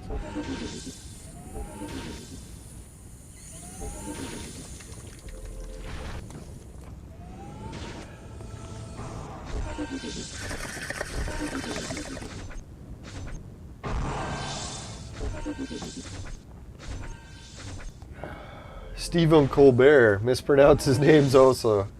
Phonetics. Yeah, the good old Phoenicians that give us phonetics. Phonetically speaking. Oh, fuck, man. We still didn't beat Hitler. What the hell? We'll try just skipping a few times.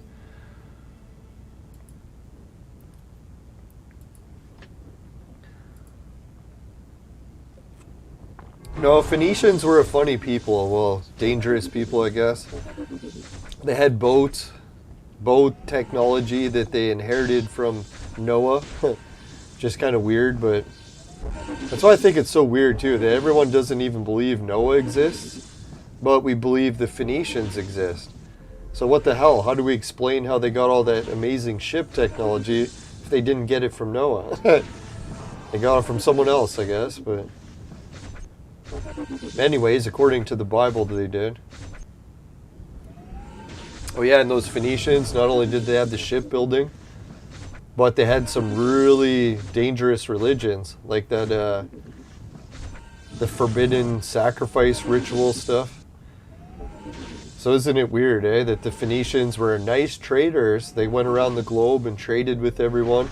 People that got supplies from the Phoenicians, they were so happy because they could get cheap supplies, but man, did they ever have to watch their babies. Make sure those Phoenicians didn't get a hold of them for some sort of sacrifices. I think that's why the Bible was so against them, right? Like everyone talks about why the sacrifice stopped and all that. Sure, Jesus tried to stop the sacrifices quite a bit too, but that was mainly the Hebrews, right? When they came, the God kept ordering them to wipe out all the people that were doing the sacrifices. That's always wondered, was Islam against sacrifice? Makes you wonder, they must be.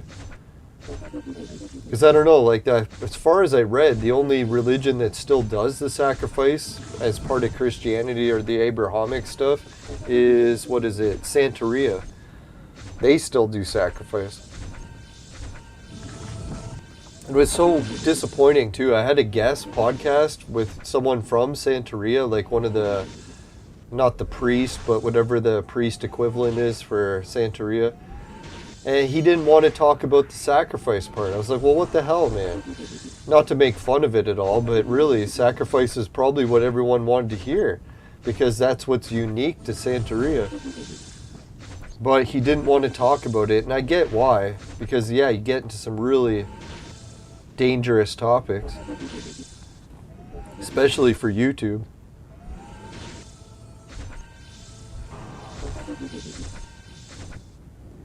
Alright, so clearly we can just not defeat Hitler. So I'm just going to skip it a few times and hopefully it...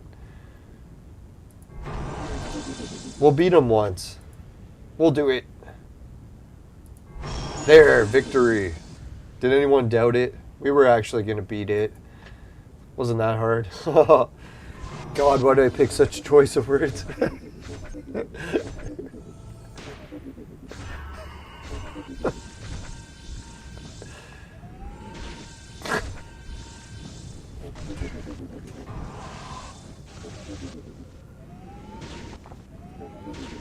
Hey, it's Fay4. Or no, Fay, FA5 or hour. Fay 5 hour. Hey, how's it going? No, the viewers got any advice how we're gonna beat this dungeon? I don't think it's possible with our current heroes. We're probably gonna have to make some new reds. Like, look at this team. We even got Tengu in there. It's not helping. Genie, still just not enough. What are we lacking? More attack, maybe, right? Someone who can just wipe the floor. Tear him a new one.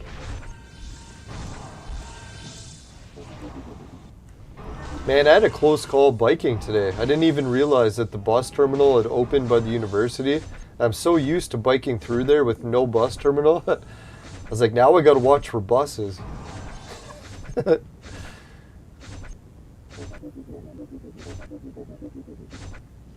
Actually, this battle wasn't too bad. Tengu is doing alright.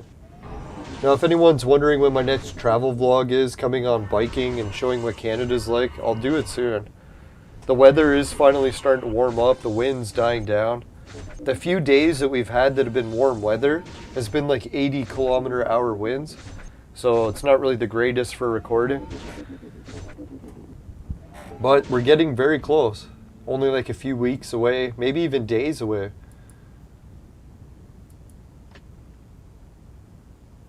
Yeah, kosher makes a lot of sense. Like, I don't know, people make fun of not eating pig and pork and stuff, but I notice when I eat too much bacon, I just don't feel good.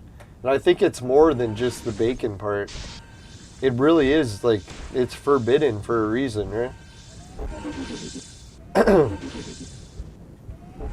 I know kosher is so weird too, because it's almost everything is kosher, especially in Canada.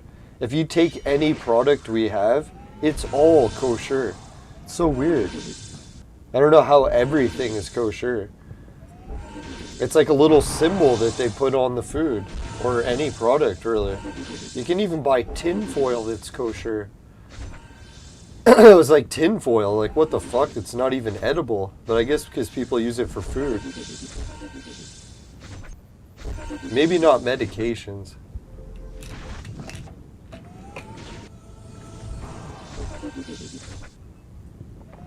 Oh yeah, we got Hitler this time, I bet.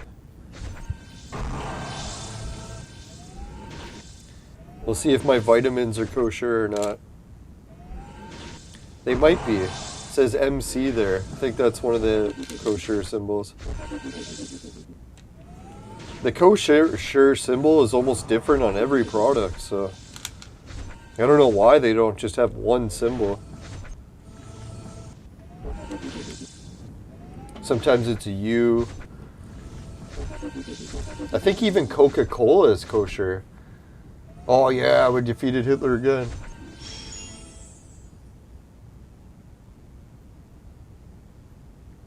Kosher is like the list of, what is it, the Leviticus foods. So the Old Testament stuff, the Torah, they have a list of all the different foods that you're allowed to eat. I think what it means too is it actually has been blessed. So it's not only part of the kosher list, but also has to be blessed. Which seems weird, because like, how does Coca-Cola bless their food? Doesn't make any, or pop, doesn't make any sense. But I guess they bless it. It does say kosher.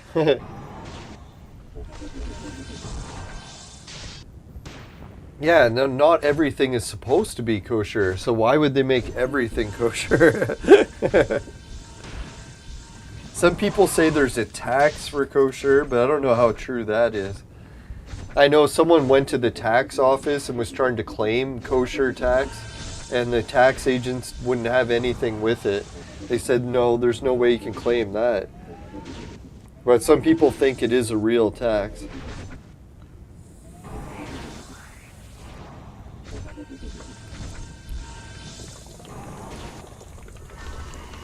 I guess it could be one of those taxes that's already incorporated in the price, but I doubt that.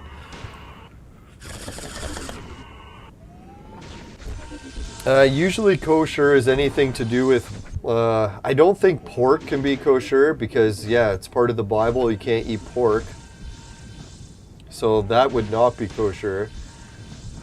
And then, yeah, when you go to buy the product, it'll have the kosher symbol on it to say if it's like biblically approved or whatever. It's usually a really tiny symbol. Most products don't even like acknowledge that they're putting it on there, but it is on there. Like the Coca-Cola can, it has it. I'll just bring up a picture from YouTube. They have the symbols for it. Kosher symbols list. Oh, there it is.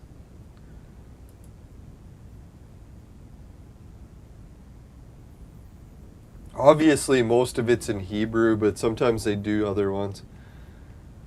I think the one that they use on Coca-Cola is one of the most common ones. I think that's the U. So yeah, there's some of the symbols. If you ever see a U on a product, that's what it is. M something. MK. Excuse me, sorry, that was a bad one. Oh, that's the most common one too. If you see a big giant COR, that stands for kosher.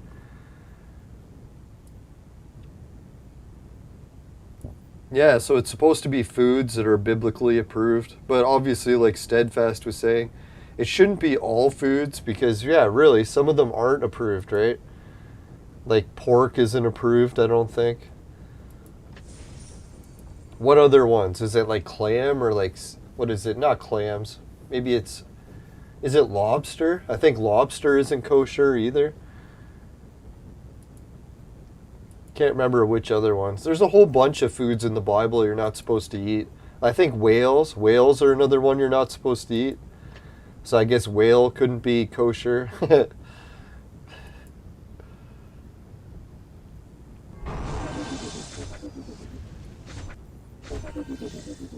Yeah, I don't know. That was a weird thing. I heard strange stories about that. They said that in the Bible, sometimes there was rituals and how they would kill animals. And then something to do about some animals were tortured and then some animals weren't. And then that was different ways. So I was like, yeah, hopefully they're not torturing animals. Jesus. I don't know if that's true or not. I hope not. Yeah, because really, if you're killing an animal to eat it, the least you could do is not torture it. Fuck.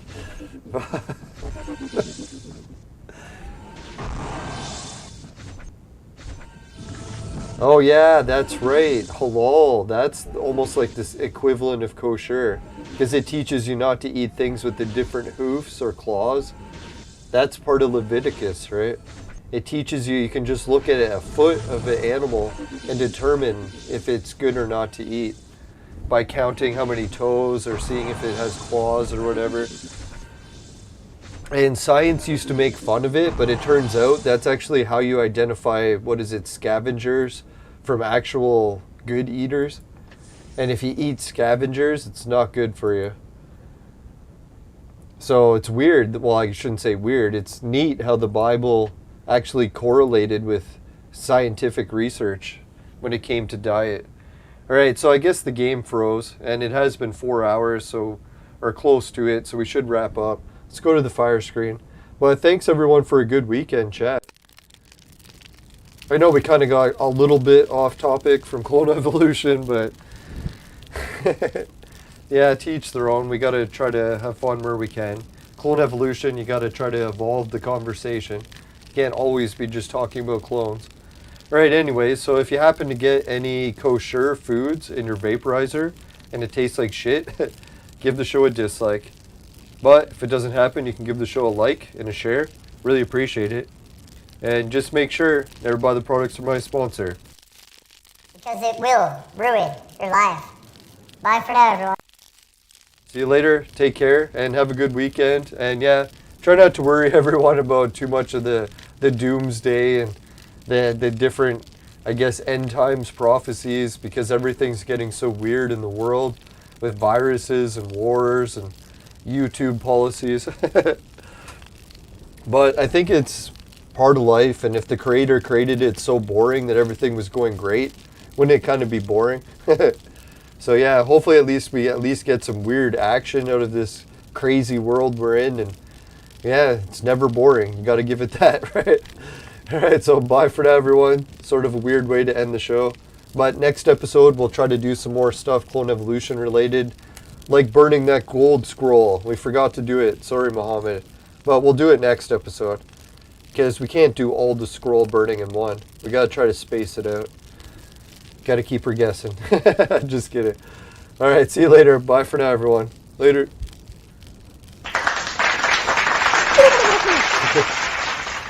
Wow, I had too many beers to do that. I felt that one.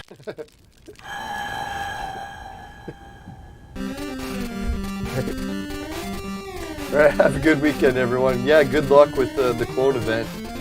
Hopefully you don't use up all the good luck. I need some too.